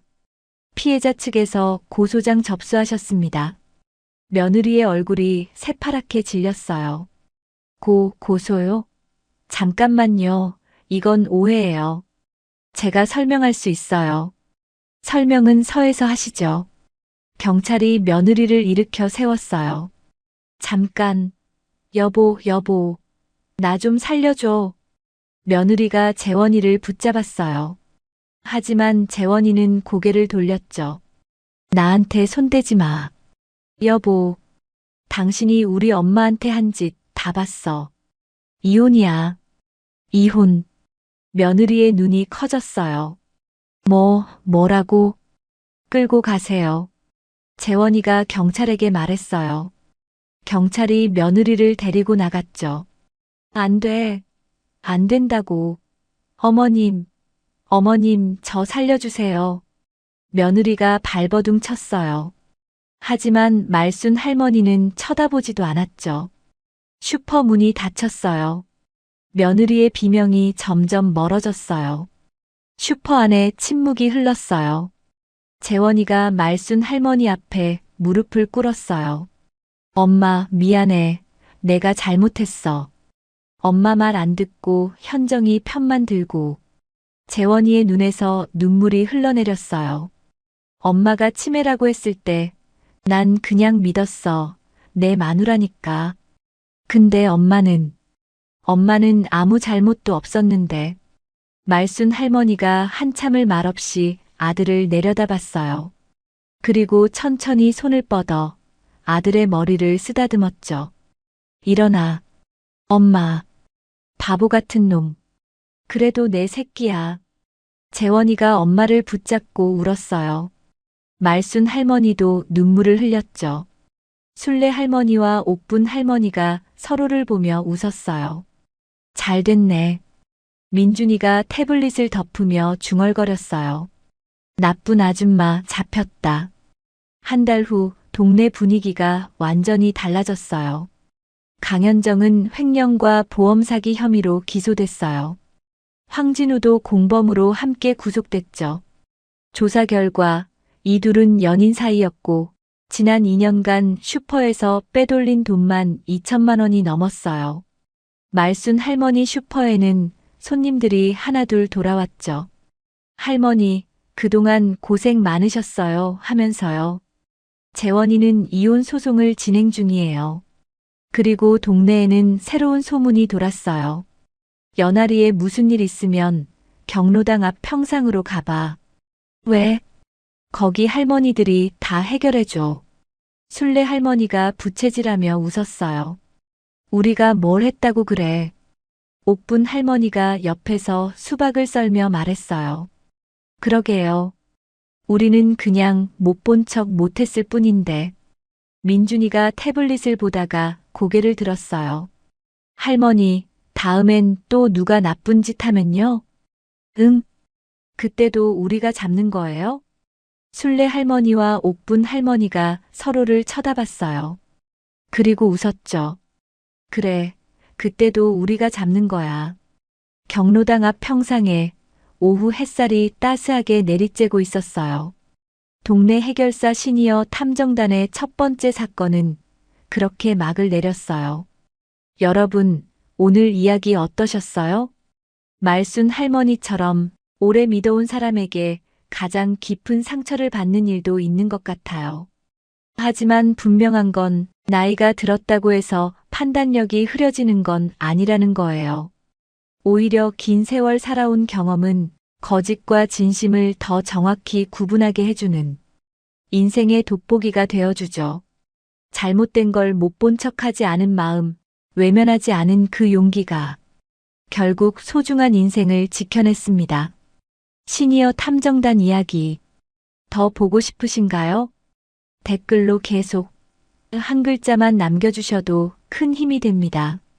여러분 반응이 좋다면 다음 이야기도 시리즈로 준비해 볼게요. 이야기가 재미있으셨다면 구독과 좋아요 부탁드려요. 끝까지 함께 해주셔서 진심으로 감사합니다. 백화점 지하 주차장. 장애인 전용 주차구역. 끼익. 속도를 줄이지 않고 곡선 구간을 휘돌아 내려온 벤츠가 그 자리에 대각선으로 걸쳐 급정거했습니다. 고객님, 이쪽은 장애인 전용 구역이라서요. 주차 요원이 조심스럽게 다가가자 우리 아빠가 누군지 알아? 검사야. 검사면 어쩌라고요? 그 한마디가 10년 전 묻어둔 비밀을 깨웁니다. 그는 왜 그 말을 할 수 있었을까요? 그 대답 속에 숨겨진 10년의 비밀. 지금부터 시작됩니다. 이야기가 궁금하시다면 구독과 좋아요 부탁드려요. 평일 오후 4시 대형 백화점 지하 2층 주차장은 언제나처럼 소란스러웠어요. 배기가스 냄새가 코끝을 찌르고 형광등 불빛이 시멘트 바닥 위로 차갑게 내려앉았죠. 엔진 소리, 경적 소리, 어디선가 들려오는 아이의 칭얼거림까지. 이 지하 공간엔 햇빛 한 줄기 들어올 틈이 없었어요. 그 소음 속에서 한 남자가 안내봉을 들고 서 있었습니다. 이준혁, 30살. 낡은 운동화에 해진 형광 조끼, 땀에 젖은 옷차림으로 6시간째 서 있었어요. 그때 지하 램프 쪽에서 날카로운 타이어 마찰음이 들렸습니다. 검은색 외제차 한 대가 속도를 줄이지 않고 곡선 구간을 휘돌아 내려왔어요. 준혁의 눈이 반사적으로 차량 번호판을 훑었습니다. 서울 강남 최신형 벤츠. 저런 차는 하루에도 몇 대씩 보지만 그래도 매번 눈길이 가는 건 어쩔 수 없었죠. 문제는 그 차가 멈춘 위치였어요. 장애인 전용 주차구역. 파란색으로 선명하게 칠해진 그 자리에 벤츠가 대각선으로 걸쳐 급정거했습니다. 운전석 문이 열리고 하이힐이 바닥을 찍는 소리가 주차장에 울려 퍼졌어요. 내린 사람은 젊은 여자였습니다. 26쯤 됐을까요? 샤넬 트위드 재킷에 까르띠에 시계, 손에 든 가방은 한눈에 봐도 수백만 원은 할 것 같았죠. 김수연. 그녀는 전화기를 귀에 대고 누군가와 통화하며 백화점 엘리베이터 쪽으로 걸어가기 시작했습니다. 준혁은 잠시 망설였어요. 그냥 넘어갈까 하는 생각이 스쳤죠. 하지만 조금 전 장애인 등록 표시가 붙은 차량 한 대가 자리를 찾지 못하고 주차장을 몇 바퀴나 돌던 모습이 머릿속을 스쳤습니다. 그는 수연에게 다가갔어요. 고객님, 죄송합니다만 이쪽은 장애인 전용 구역이라서요. 차량 이동 부탁드려도 될까요? 수연은 통화를 멈추지 않았습니다. 손만 휙 내저으며 귀찮다는 듯 눈짓을 보냈죠. 잠깐이면 돼. 금방 나올 거야. 그 말을 끝으로 그녀는 다시 전화기에 집중했어요. 준혁은 그 자리에 서서 잠시 기다렸습니다. 1분, 2분. 수연은 돌아보지도 않았죠. 준혁이 다시 한번 정중하게 말을 꺼냈어요. 고객님, 정말 죄송합니다. 규정상 이동을 요청드려야 해서요. 바로 옆 일반 구역으로 옮겨주시면. 그 순간 수연이 통화를 끊었습니다. 천천히 몸을 돌린 그녀가 선글라스를 손으로 내리며 준혁을 위아래로 훑어봤어요. 시선이 그의 해진 조끼에서 멈췄다가 낡은 운동화로 내려갔다가 다시 얼굴로 올라왔죠. 뭐야, 아직도 여기 서 있어? 네, 고객님. 장애인분들이 이용하셔야 하는 자리라서요. 수연의 입꼬리가 올라갔습니다. 비웃음이었어요. 내가 누군지 알아? 준혁은 대답하지 않았습니다. 우리 아빠가 검사야. 검사. 알아? 그 말은 부탁이 아니었어요. 명령에 가까웠죠. 그녀의 목소리엔 자부심이 가득했어요. 마치 그 한마디가 모든 규칙을 무력화시킬 수 있다는 듯이, 주차 요원 따위는 상대할 가치도 없다는 듯이. 준혁의 시선이 천천히 움직였습니다. 수연의 손목에서 빛나는 까르띠에 시계가 눈에 들어왔어요. 그리고 자신의 맨손목으로 시선이 옮겨갔죠. 시계 하나 찰 여유도 없는 손목. 같은 하늘 아래 비슷한 나이. 하지만 완전히 다른 세계였습니다. 준혁이 고개를 들었어요. 그의 눈이 수연의 눈과 마주쳤습니다. 검사면. 그가 입을 열었습니다. 목소리는 담담했어요. 화가 난 것도 비굴한 것도 아니었죠. 그저 사실을 확인하듯이. 어쩌라고요? 주차장에 정적이 내려앉았습니다. 수연의 얼굴이 붉게 물들기 시작했습니다. 믿기지 않는다는 표정이었죠. 주차장 알바가 고작 안내봉 들고 서 있는 이 남자가 자신에게 그런 말을 했다는 게 뭐라고? 그녀의 목소리가 한 옥타브 올라갔어요. 지금 나한테 뭐라고 했어? 준혁은 대답하지 않았습니다. 그저 그 자리에 서서 수연을 바라볼 뿐이었죠. 그의 눈엔 두려움이 없었어요. 분노도 경멸도 없었습니다. 다만 어떤 단단함 같은 게 있었죠. 쉽게 부서지지 않을 것 같은.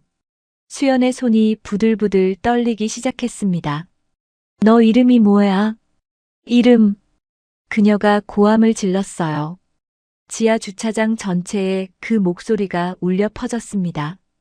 지나가던 사람들의 시선이 모였고 다른 주차 요원들도 무슨 일인가 싶어 고개를 돌렸죠. 이동 안 하시면 규정대로 조치 들어갑니다. 수연이 코웃음을 쳤어요. 조치? 지금 나 협박하는 거야? 아닙니다. 준혁의 목소리는 여전히 담담했습니다. 그냥 제 일하는 겁니다.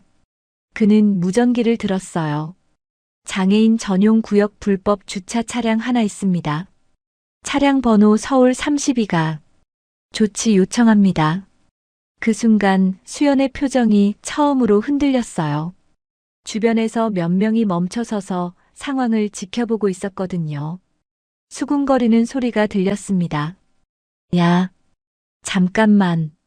수연의 목소리가 낮아졌어요. 하지만 준혁은 무전기를 내리지 않았습니다. 견인 요청할까요? 무전기 너머로 동료의 목소리가 들렸어요. 수연은 이를 악물었습니다. 얼굴이 불그락푸르락했죠. 하지만 주변의 시선이 느껴졌어요. 쇼핑백을 든 아주머니들, 유모차를 끄는 부부, 호기심 어린 눈으로 쳐다보는 사람들. 됐어. 수연이 낮게 내뱉었습니다. 그녀는 돌아서서 운전석으로 걸어갔어요. 하이힐이 바닥을 찍는 소리가 날카롭게 울렸죠. 문을 열고 들어가 엔진을 켰습니다. 벤츠가 움직이기 시작했어요. 장애인 구역을 빠져나와 바로 옆 일반 주차 구역으로 이동했죠. 수연은 핸들을 거칠게 돌리며 창문 너머로 준혁을 노려봤습니다. 그 눈빛엔 굴욕감과 분노가 뒤섞여 있었어요. 차에서 내린 수연이 준혁 앞을 지나가며 말했습니다. 이름이 뭐랬지? 이준혁입니다, 고객님. 준혁의 목소리는 여전히 담담했어요. 수연은 그 이름을 되뇌듯 중얼거렸습니다. 그리고 핸드폰을 꺼내 전화를 걸기 시작했어요. 아빠, 나야. 여기 어떤 애가 나한테 대들었어. 하이힐 소리가 점점 멀어지며 엘리베이터 쪽으로 향했어요. 주차장 알바 같던데? 이준혁이래. 사람들 앞에서 나 망신 줬어. 아빠가 좀 알아서 처리해줘. 처리. 그 단어가 준혁의 귀에 꽂혔습니다. 마치 고장난 기계를 수리해달라는 것처럼, 귀찮은 벌레를 치워달라는 것처럼. 준혁은 돌아보지 않았어요. 형광등 불빛 아래 그는 여전히 같은 자리에 서 있었습니다. 하지만 그의 어깨는 조금도 굽히지 않았어요. 검사면 어쩌라고, 그건 그냥 튀어나온 말이 아니었습니다. 10년을 버텨온 사람만이 할 수 있는 대답이었죠. 그날 밤 서울의 하늘 아래 두 사람이 있었습니다. 한 사람은 청담동 펜트하우스 거실에서 와인잔을 기울이고 있었어요. 통유리 너머로 서울의 야경이 보석처럼 반짝였고 소파 위엔 오늘 산 명품 쇼핑백들이 아무렇게나 널브러져 있었죠. 김수연은 소파에 비스듬히 기대앉아 친구와 통화하며 웃고 있었습니다. 맨발에 신은 에르메스 슬리퍼, 새로 받은 페디큐어가 조명 아래서 반짝였죠. 그녀는 발끝을 까딱거리며 말했어요. 아, 진짜 오늘 어이없는 일 있었어. 주차장 알바가 나한테 대들었다니까? 근데 걱정 마. 아빠한테 얘기해뒀어. 그녀의 웃음소리가 거실에 울려 퍼졌어요. 같은 시각 또 다른 사람은 반지하 고시원 계단을 내려가고 있었습니다. 이준혁은 녹슨 철문을 밀고 들어갔어요. 곰팡이 냄새가 코를 찔렀고 복도의 형광등은 깜빡거리다 말다를 반복했죠. 새평 남짓한 방문을 열자 축축한 공기가 얼굴을 감쌌습니다. 방 안엔 침대 하나, 책상 하나, 그리고 벽에 붙은 사진 한 장이 전부였어요. 창문은 있었지만 반지하라. 보이는 건 지나가는 사람들의 발목뿐이었죠. 하이힐, 운동화, 구두. 수많은 발걸음이 준혁의 머리 위를 스쳐 지나갔습니다. 그들은 자신의 발 아래 누군가가 살고 있다는 걸 알지 못했어요. 준혁은 책상 앞에 앉았습니다. 책상 위엔 로스쿨 교재들이 빼곡하게 쌓여 있었어요. 형법 총론, 민사소송법, 헌법. 책 귀퉁이마다 색색의 포스트잇이 붙어 있었고 밑줄과 메모로 빼곡했죠. 그의 하루는 새벽 5시에 시작해서 새벽 1시에 끝났어요. 편의점, 주차장, 야간 로스쿨. 그 사이 점심 한 끼 거르는 건 일상이었죠. 하루 서너 시간 잠으로 버텨온 생활이 벌써 3년째였습니다. 준혁은 벽에 붙은 사진을 바라봤어요. 놀이공원에서 찍은 사진이었습니다. 회전목마 앞에서 웃고 있는 중년 남자와 10살쯤 된 소년. 남자는 소년을 번쩍 들어 올리고 있었고 둘 다 환하게 웃고 있었죠. 아버지, 이상호. 그리고 20해 전의 자신. 그날은 준혁의 10번째 생일이었어요. 아버지는 일주일치 야근 수당을 털어 놀이공원에 데려갔죠. 회전목마도 타고 솜사탕도 먹고 풍선도 샀어요. 집에 돌아오는 버스 안에서 아버지가 말했습니다. 준혁아, 아빠가 평생 내 곁에 있을게. 약속해. 그 약속은 지켜지지 않았습니다. 10년 전 새벽 경찰이 문을 두드렸어요. 쿵쿵쿵.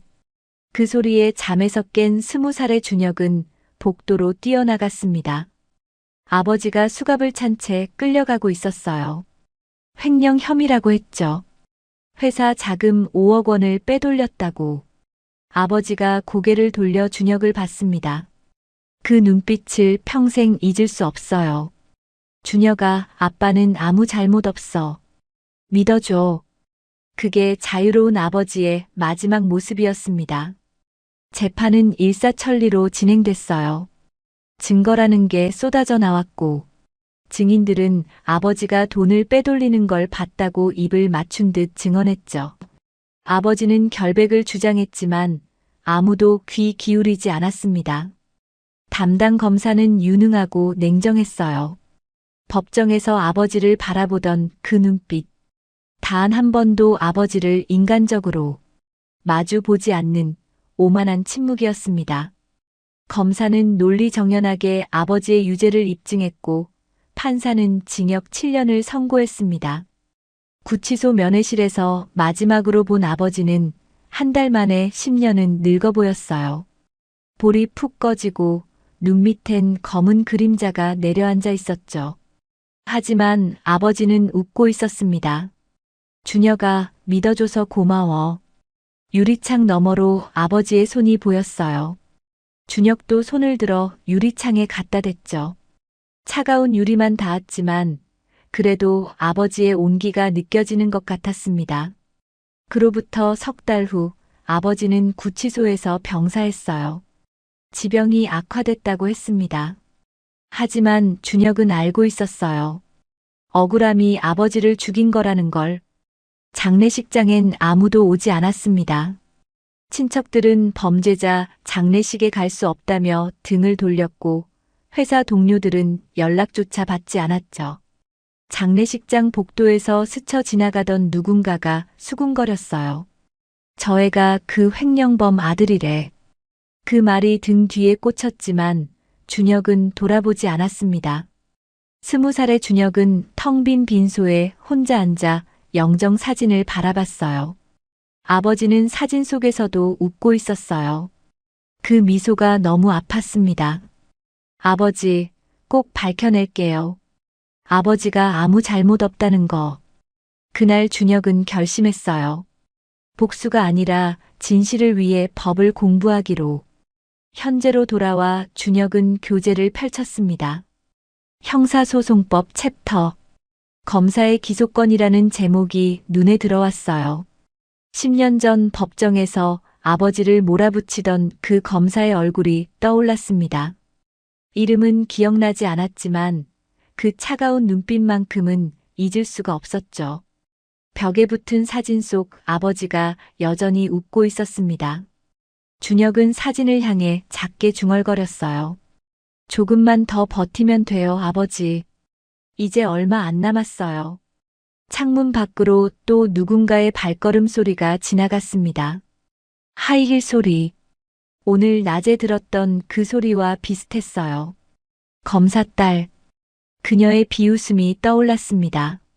하지만 준혁은 고개를 저었어요. 분노해봤자 달라지는 건 없었으니까요. 중요한 건 지금 이 순간 한 페이지라도 더 읽는 것이었습니다. 새벽 2시 준혁은 책상에 엎드려 잠이 들었어요. 꿈속에서 아버지가 나타났습니다. 놀이공원에서처럼 환하게 웃으며 말했죠. 준혁아, 아빠 믿어줘서 고마워. 알람 소리가 울렸습니다. 새벽 5시. 준혁은 눈을 떴어요. 꿈이었지만 아버지의 목소리가 아직 귓가에 맴돌았습니다. 그는 다시 일어났습니다. 오늘도 내일도 모레도 포기하지 않기 위해서 책상 서랍을 열어 낡은 서류 봉투를 꺼냈어요. 10년 전 아버지의 판결문 사본. 누렇게 바랜 종이 맨 앞장. 기소 검사란에 적힌 이름 석자. 김현수.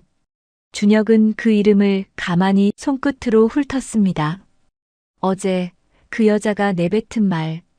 우리 아빠가 검사야. 그 검사가 같은 사람이라는 사실은 아직 꿈에도 모른 채로 서울중앙지검 6층 부장검사실. 김현수는 가죽 의자에 깊숙이 몸을 묻고 서류를 검토하고 있었습니다. 55, 검사 생활 28년 차. 책상 위엔 아내와 딸이 웃고 있는 가족 사진이 놓여 있었고, 벽면엔 법무부 장관 표창장부터 대검찰청 우수 검사상까지 화려한 액자들이 빼곡했죠. 이 자리에 앉기까지 그가 밟아온 것들을 생각하면 저 풍경은 당연한 보상 같았습니다. 그때 책상 위 휴대폰이 울렸어요. 화면에 뜬 이름은 내 딸 수연이. 현수의 입가에 미소가 번졌습니다. 하나뿐인 딸이었으니까요. 응, 우리 딸. 왜? 전화기 너머로 수연의 날카로운 목소리가 쏟아졌어요. 아빠, 어제 얘기한 거 어떻게 됐어? 그 주차장 알바 말이야. 현수는 펜을 내려놓으며 한숨을 쉬었습니다. 수연아, 아빠가 어제도 말했잖아. 그냥 무시해.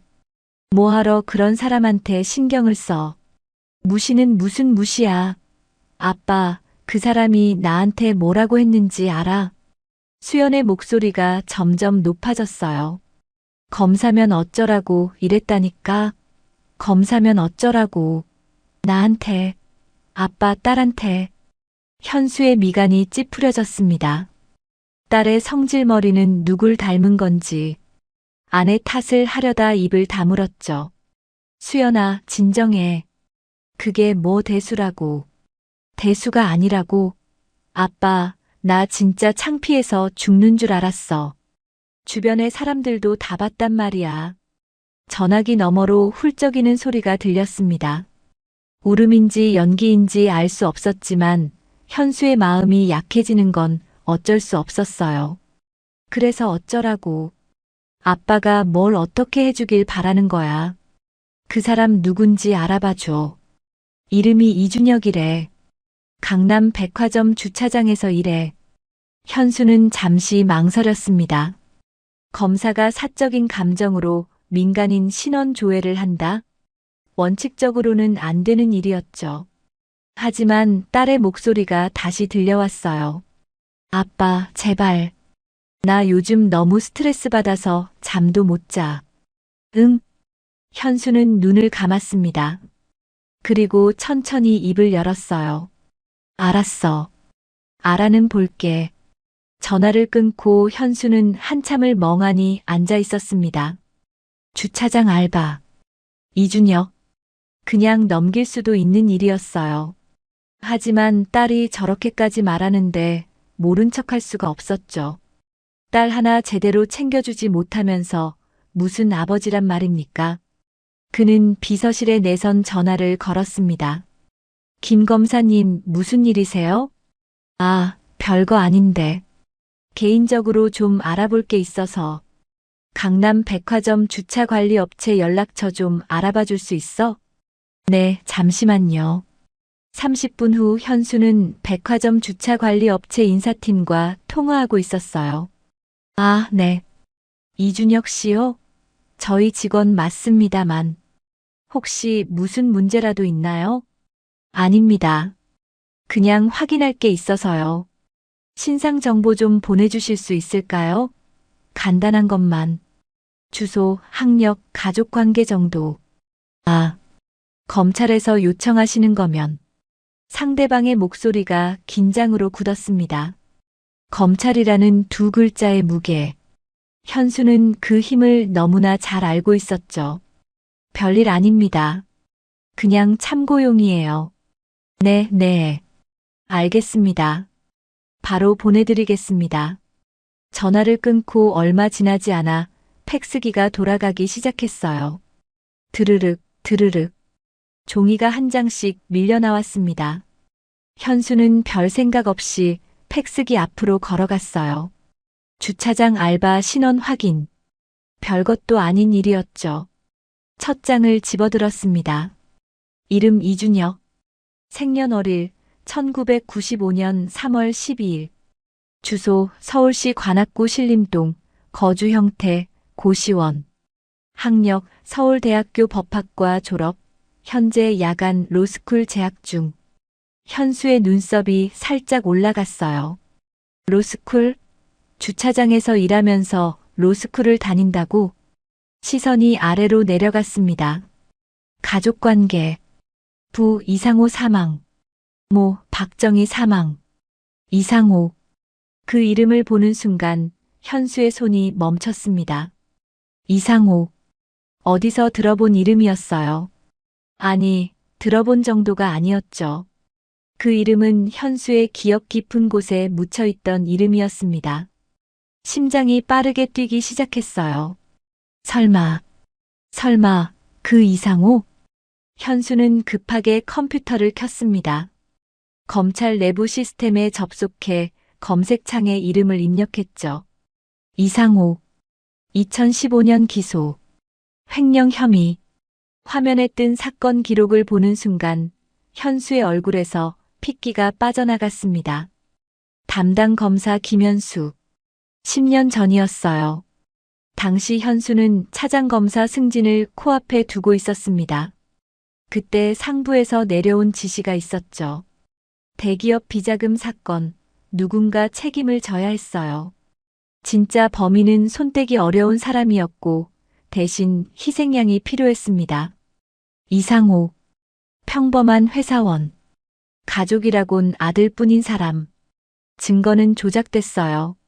증인들은 매수됐고요. 현수는 알고 있었습니다.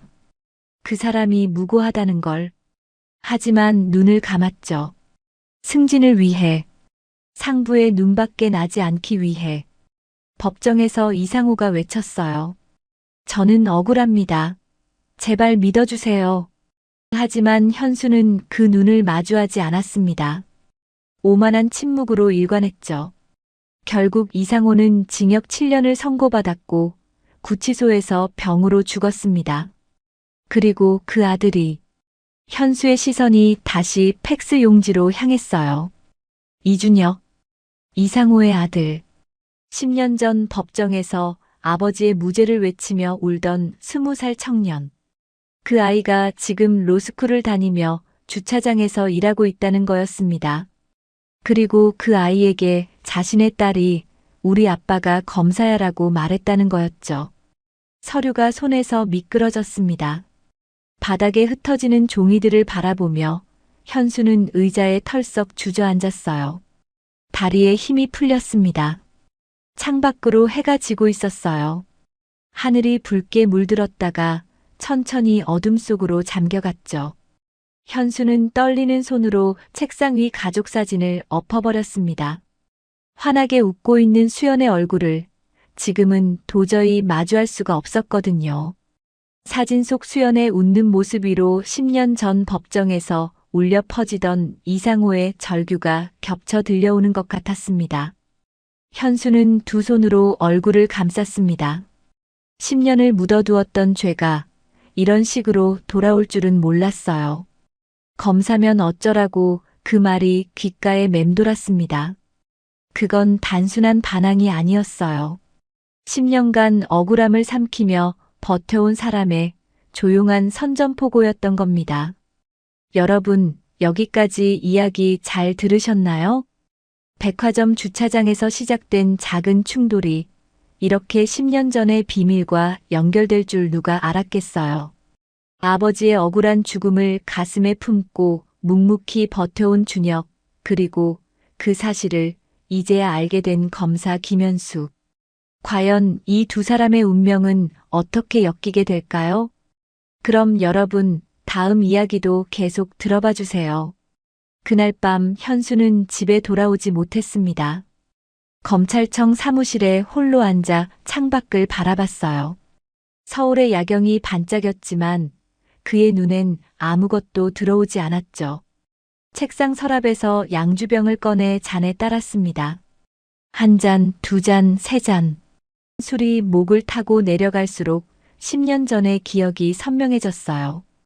그의 가을, 현수는 차장검사 승진을 코앞에 두고 있었습니다. 검사 생활을 하며 그때만큼 인생의 방향이 갈릴 수 있다고 느낀 순간은 없었죠. 승진만 하면 모든 게 달라질 터였어요. 더 큰 사건, 더 많은 권한, 더 높은 자리. 아내와 딸에게 더 좋은 것들을 해줄 수 있을 거라고 생각했습니다. 그때 상부에서 전화가 왔어요. 김 검사, 대성그룹 비자금 건 알지? 누군가 책임을 져야 해. 이상호라는 사람이 있어. 경리부 과장이야. 그 사람으로 가. 현수는 전화기를 쥔 채 한참을 서 있었습니다. 근데 부장님, 제가 검토해본 바로는 이상호 씨는 혐의점이.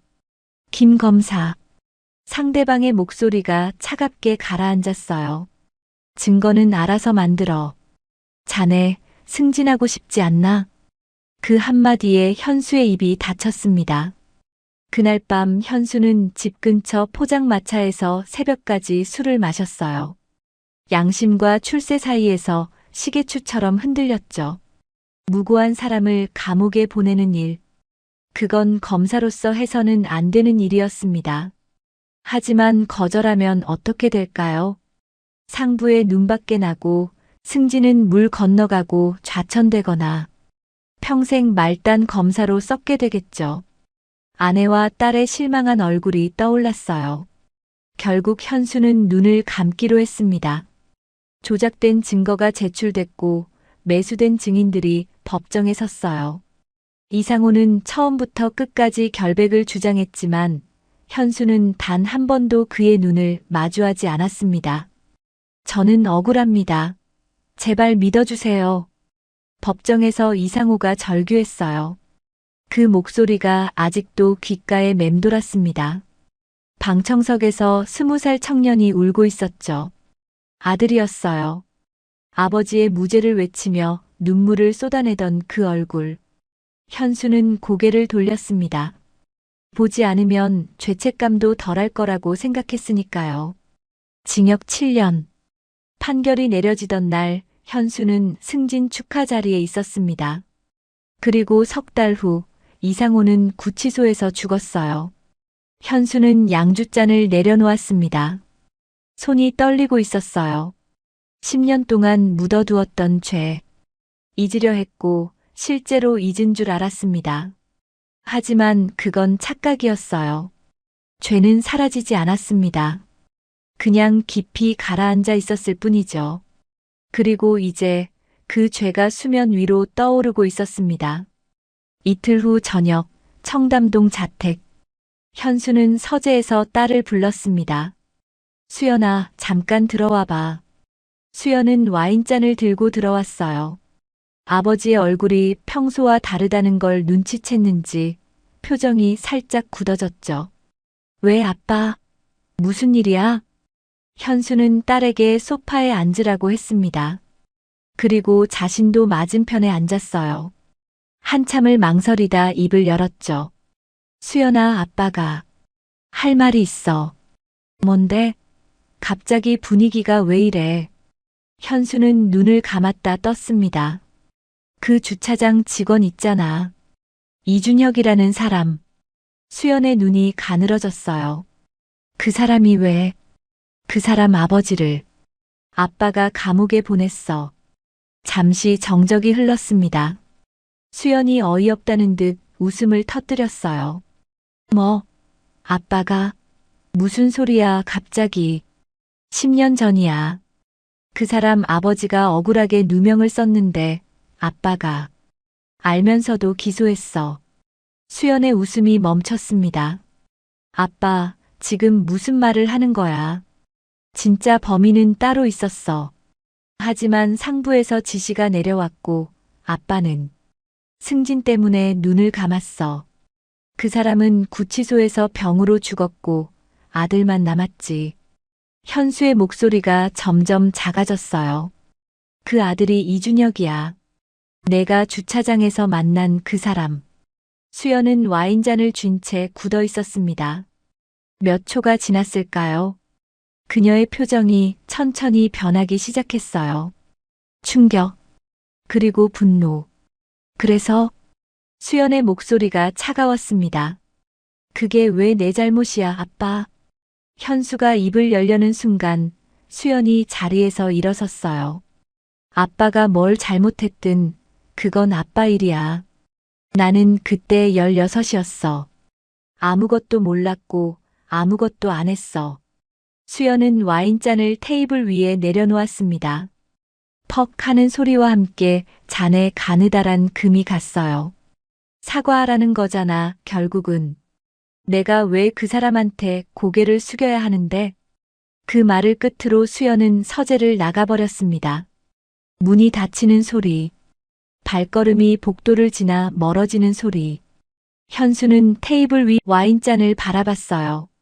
금 사이로 붉은 와인이 조금씩 스며나오고 있었습니다. 이틀이 지났습니다. 백화점 지하 주차장. 폐장을 앞둔 저녁, 형광등이 하나둘 꺼지고 있었습니다. 준혁은 마지막 정리를 하고 있었어요. 안내봉을 제자리에 놓고 콘을 정렬하고 바닥에 떨어진 쓰레기를 주웠죠. 오늘도 새벽 5시부터 시작된 하루였습니다. 편의점, 주차장, 그리고 밤을 버텨야 하는 로스쿨 강의까지. 주차장엔 이제 준혁 혼자뿐이었습니다. 그때 발자국 소리가 들렸어요. 또각, 또각. 구두 소리였습니다. 천천히 망설이듯 다가오는 발걸음. 준혁이 고개를 들었습니다. 한 남자가 서 있었어요. 양복 차림이었지만 검사 배지는 없었습니다. 며칠 사이에 늙어 보이는 얼굴. 눈 밑엔 짙은 그림자가 내려앉아 있었고 광대뼈가 움푹 패여 있었죠. 현수였습니다. 준혁은 그 얼굴을 알아보지 못했어요. 10년 전 법정에서 아버지를 몰아붙이던 검사의 얼굴은 지금 눈앞에 선 남자와 너무 달랐으니까요. 하지만 현수는 준혁을 알아봤습니다. 10년 전 방청석에서 울던 20살 청년. 아버지의 무죄를 외치며 눈물을 쏟아내던 그 아이가 이제 30이 되어 주차장에서 안내봉을 들고 서 있었어요. 현수의 다리가 떨리기 시작했습니다. 저기, 준혁이 먼저 입을 열었어요. 손님, 죄송합니다만 폐장 시간이라서요. 차량 출차는 10분 내로 해주셔야. 이준혁 씨. 현수가 준혁의 말을 끊었습니다. 목소리가 갈라졌어요. 맞죠? 이상호 씨 아들. 준혁의 표정이 굳어졌습니다. 손에 들린 안내봉이 멈췄어요. 누구세요? 현수는 대답하지 않았습니다. 대신 천천히 무릎을 꿇으려 했어요. 잠깐만요, 뭐 하시는 거예요? 준혁이 황급히 다가가 현수의 팔을 잡았습니다. 현수의 몸이 떨리고 있었어요. 일어나세요. 왜 이러세요? 하지만 현수는 일어나지 않았습니다. 그 자리에 주저앉은 채 고개를 떨궜어요. 김현수입니다. 그 이름을 듣는 순간 준혁의 손이 멈췄습니다. 김현수. 10년 전 아버지를 기소한 검사. 판결문 맨 앞장에 적혀있던 이름 석자. 며칠 전 손끝으로 훑었던 그 이름. 준혁의 눈이 천천히 현수를 향했습니다. 10년 전 당신 아버지를 감옥에 보낸 사람입니다. 현수의 목소리가 떨렸어요. 용서받으려 온 게 아닙니다. 용서받을 자격도 없어요. 다만 그가 고개를 들었습니다. 눈가가 붉게 젖어 있었어요. 이렇게라도 하지 않으면 숨을 쉴 수가 없어서. 주차장에 정적이 내려앉았습니다. 형광등 하나가 깜빡거렸어요. 그 불빛 아래 두 사람이 마주 서 있었습니다. 아버지를 잃은 아들과 그 아버지를 죽인 남자. 준혁은 아무 말도 하지 않았어요. 현수를 내려다보며 서 있을 뿐이었죠. 그의 표정은 읽을 수 없었습니다. 분노인지 슬픔인지 아니면 그 모든 것을 넘어선 무언가인지. 그때 뒤에서 또 다른 발자국 소리가 들렸습니다. 또각, 또각, 또각. 이번엔 하이힐이었어요. 아빠. 수연이었습니다. 숨을 헐떡이며 뛰어오고 있었어요. 아빠, 대체 여기서 뭐 하는 거야? 그녀는 현수 옆에 서며 준혁을 흘겨봤습니다. 그 눈엔 죄책감이 없었어요. 미안함도 후회도 없었죠. 그저 불편함과 짜증만 가득했습니다. 창피하게. 일어나. 수연이 현수의 팔을 잡아 일으키려 했어요. 현수가 고개를 저었습니다. 수연아, 아빠가 사과해야 할 사람이야. 아빠가 사과하고 싶으면 해. 근데 나는 아니야. 수연의 목소리가 단호했어요. 그녀는 준혁을 똑바로 쳐다봤습니다. 나는 당신한테 잘못한 거 없어요. 그날 주차장에서 좀 그랬다고? 그건 내가 당신 사정을 몰랐으니까 그런 거지. 일부러 그런 거 아니에요. 준혁은 수연을 바라봤습니다. 그녀의 눈을 들여다봤어요. 한참을 미안함이 있는지 후회가 있는지 무언가 달라진 게 있는지 없었습니다. 그녀의 눈엔 여전히 아무것도 없었어요. 주차장 알바를 바라보던 그날의 시선 그대로였죠. 자신은 잘못이 없고 이 상황이 그저 불편할 뿐이라는 표정. 준혁이 천천히 입을 열었습니다. 돌아가세요. 담담한 목소리였어요. 두 분 다 돌아가세요. 현수가 고개를 들었습니다. 준혁 씨, 제발 한마디만. 사과받지 않아도 됩니다. 준혁이 현수의 말을 잘랐어요.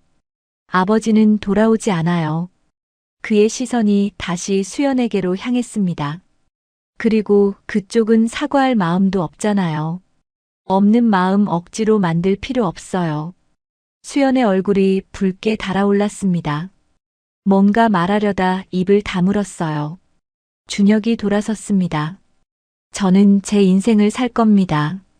복수 같은 거 안 해요. 누굴 원망하면서 살기엔 제 시간이 아깝거든요. 그가 걸어가기 시작했어요. 등을 돌린 채 어둠 속으로. 그러니까 신경 끄세요. 저도 두 분 신경 안 쓸 테니까. 발자국 소리가 점점 멀어졌습니다. 현수는 그 자리에 서서 준혁의 뒷모습을 바라봤어요. 고개가 천천히 떨궈졌죠. 수연은 여전히 불편한 표정으로 서 있었습니다. 하지만 아까와는 뭔가 달랐어요. 없는 마음 억지로 만들 필요 없어요. 준혁의 마지막 말이 가시처럼 박혀 있었거든요. 형광등이 또 하나 꺼졌습니다. 주차장이 점점 어둠에 잠겨갔어요. 그 어둠 속에서 두 사람의 그림자만 길게 늘어져 있었습니다. 그들은 한참을 그 자리에 서 있었습니다. 아무 말도 없이. 한 달이 지났습니다. 아침 뉴스 화면에 속보 자막이 떴어요. 김현수 부장검사 10년 전 사건 자진 재조사 요청. 검사직 사퇴. 앵커의 목소리가 거실에 울려 퍼졌습니다. 서울중앙지검 김현수 부장검사가 10년 전 자신이 기소했던 횡령 사건에 대해 자진 재조사를 요청하고 사퇴서를 제출했습니다. 김 검사는 당시 사건의 증거 조작 정황이 있었다며 피해자 유족에게 사죄의 뜻을 밝혔습니다. 화면에 현수의 얼굴이 스쳤어요. 검찰청에 들어가는 그의 모습. 기자들의 질문에 아무 대답도 하지 않은 채 고개를 숙이고 걸어가는 뒷모습. 서울중앙지검 6층. 현수는 홀로 사무실에서 짐을 정리하고 있었습니다. 28년간 앉았던 자리. 책상 서랍을 비우고 개인 물품을 상자에 담았어요. 벽에 걸린 표창장들을 하나씩 떼어냈죠. 법무부 장관 표창, 대검찰청 우수검사상, 검찰본부에서 받은 공로패까지. 한때는 자랑스러웠던 것들이었습니다. 마지막 표창장에 손을 뻗었어요. 2015년 차장검사 승진 축하 감사패. 이상호를 감옥에 보낸 그해 받은 것이었죠. 손이 떨렸습니다. 액자를 벽에서 떼는 순간 소나기에서 미끄러졌어요. 바닥에 떨어지며 유리가 산산이 깨졌습니다. 현수는 깨진 유리 파편을 내려다봤어요. 파편 위로 자신의 얼굴이 일그러져 비쳤습니다. 조각난 얼굴, 조각난 인생. 그는 깨진 유리 위에 손을 뻗었다가 이내 거두었습니다. 이제 와서 치운다고 없던 일이 되는 건 아니었으니까요. 현수는 텅 빈 사무실을 마지막으로 둘러봤어요. 그리고 문을 닫았습니다. 같은 날 오후 청담동 카페. 햇살이 유리창을 통해 쏟아지고 있었어요. 고급 인테리어, 은은한 재즈 음악, 테이블마다 앉아있는 잘 차려입은 사람들. 수연은 친구들과 웃으며 커피를 마시고 있었습니다. 아, 진짜 요즘 뉴스 너무 시끄럽다니까. 그녀가 웃으며 말했어요. 테이블 위엔 여전히 명품 가방이 놓여 있었고 손목엔 까르띠에 시계가 반짝였죠. 그러게. 맨날 무슨 비리니 뭐니? 친구가 맞장구 쳤어요. 그때 옆 테이블에서 낮은 목소리가 들렸습니다. 야, 저 여자 봤어? 응. 누구? 저기 창가 쪽. 제가 그 검사 딸이래. 수연의 손이 멈췄어요. 아, 그 비리 검사. 뉴스에 나온 사람? 응. 증거 조작해서 무고한 사람 감옥 보낸 거 있잖아. 헐, 진짜? 저 명품들 다 그 돈으로 산 거 아냐? 킥킥거리는 웃음소리가 들렸습니다. 이제 저것도 다 압류당하는 거 아니야? 글쎄. 어휴, 부끄러워서 어떻게 돌아다녀. 수연의 웃음이 멈췄습니다. 컵을 쥔 손에 힘이 들어갔어요. 입술을 깨물었죠. 수연은 고개를 들어 주위를 둘러봤습니다. 아무도 자신을 보고 있지 않은 것 같았지만 그게 더 견딜 수 없었어요. 수연아, 왜 그래? 친구가 물었어요. 아니야. 수연이 애써 웃었습니다. 커피가 좀 써서. 하지만 그 웃음은 이어지지 않았어요. 그녀는 창밖을 바라봤습니다. 같은 햇살, 같은 거리. 하지만 한 달 전과는 모든 게 달라져 있었죠.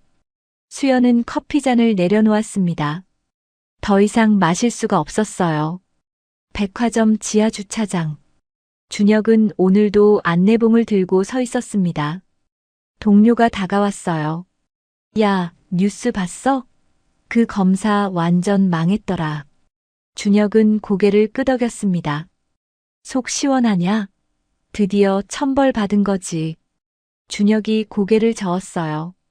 시원할 게 뭐가 있어요? 동료가 의아한 표정을 지었습니다. 아니, 그 인간 때문에 내 아버지가 돌아오는 것도 아닌데요. 준혁의 목소리는 담담했어요. 그 사람이 잘 되든 망하든 제 인생은 똑같이 흘러가요. 새벽에 일어나서 일하고 공부하고 자고. 달라지는 건 없어요. 동료가 어색하게 웃으며 자리를 떴습니다. 야간 로스쿨 강의실. 강의가 끝나고 학생들이 하나둘 빠져나갔습니다. 준혁은 맨 앞자리에 홀로 앉아 노트를 정리하고 있었어요. 텅 빈 강의실에 형광등 불빛만 희미하게 내려앉았죠. 노트 한 귀퉁이에 펜을 멈췄습니다. 천천히 글씨를 적기 시작했어요. 정의는 누군가를 무너뜨리는 게 아니라. 펜이 잠시 멈췄습니다. 그리고 다시 움직였죠. 다시는 무너지지 않게 하는 일이다. 준혁은 그 문장을 가만히 바라봤습니다. 그때 강의실 문이 열렸어요. 교수가 서류 가방을 챙기다 준혁을 발견했죠. 이 시간까지 뭐 하나 자네? 준혁이 고개를 들었습니다. 복습하고 있었습니다. 교수가 잠시 준혁을 바라봤어요. 그리고 조심스럽게 입을 열었죠. 자네 뉴스 봤나? 그 검사 사건. 자네 아버지 건이라며. 준혁은 고개를 끄덕였습니다. 네, 봤습니다. 속이 좀 후련하던가. 준혁이 잠시 생각했어요. 그리고 입을 열었습니다. 복수하려고 공부하는 거 아닙니다. 교수의 눈썹이 올라갔어요. 제 아버지 같은 분이 다시는 생기지 않도록. 그게 제가 가는 길이에요. 교수는 말없이 준혁을 바라봤습니다. 그리고 천천히 끄덕였어요. 좋은 법조인이 되겠네, 자네. 교수가 나가고 강의실엔 다시 정적이 내려앉았습니다. 준혁은 노트를 덮었어요. 가방을 챙겨 일어났죠. 로스쿨 건물을 나서는 준혁. 가로등 불빛 아래 그의 그림자가 길게 늘어졌습니다. 검사면 어쩌라고요? 그건 그날의 대답이 아니었어요. 10년을 버텨온 사람의 삶 전체가 담긴 대답이었습니다. 준혁의 발걸음이 어둠 속으로 이어졌어요. 정의는 누군가를 무너뜨리는 게 아니었습니다. 다시는 억울하게 쓰러지는 사람이 없게 하는 일이었죠. 깊은 밤, 준혁의 발자국 소리만 울렸습니다. 어둠 속을 걷는 그의 앞에 가로등 불빛이 하나씩 길을 밝혀주고 있었어요. 여러분, 오늘 이야기 어떠셨어요? 준혁은 끝까지 복수를 선택하지 않았어요. 분노할 자격이 충분했는데도 그는 묵묵히 자기 길을 걸었죠. 정의는 누군가를 무너뜨리는 게 아니라 다시는 무너지지 않게 하는 일이다. 그 한 줄이 참 오래 남습니다. 반면 수연은 끝까지 사과하지 않았어요. 하지만 세상은 그녀를 그냥 두지 않았죠. 권력의 그늘에서 누렸던 것들이 이제는 손가락질의 이유가 되어버렸습니다. 살다 보면 우리도 선택의 기로에 서게 되잖아요. 눈 감고 넘어갈 것인가, 마주할 것인가. 그 선택이 10년 후에 우리를 만든다는 걸 이 이야기가 보여주는 것 같아요. 묵묵히 자기 길을 걸어가는 모든 분들께 오늘 이야기가 작은 위로가 되었으면 합니다. 끝까지 들어주셔서 감사해요. 이야기가 마음에 남으셨다면 구독과 좋아요 부탁드립니다.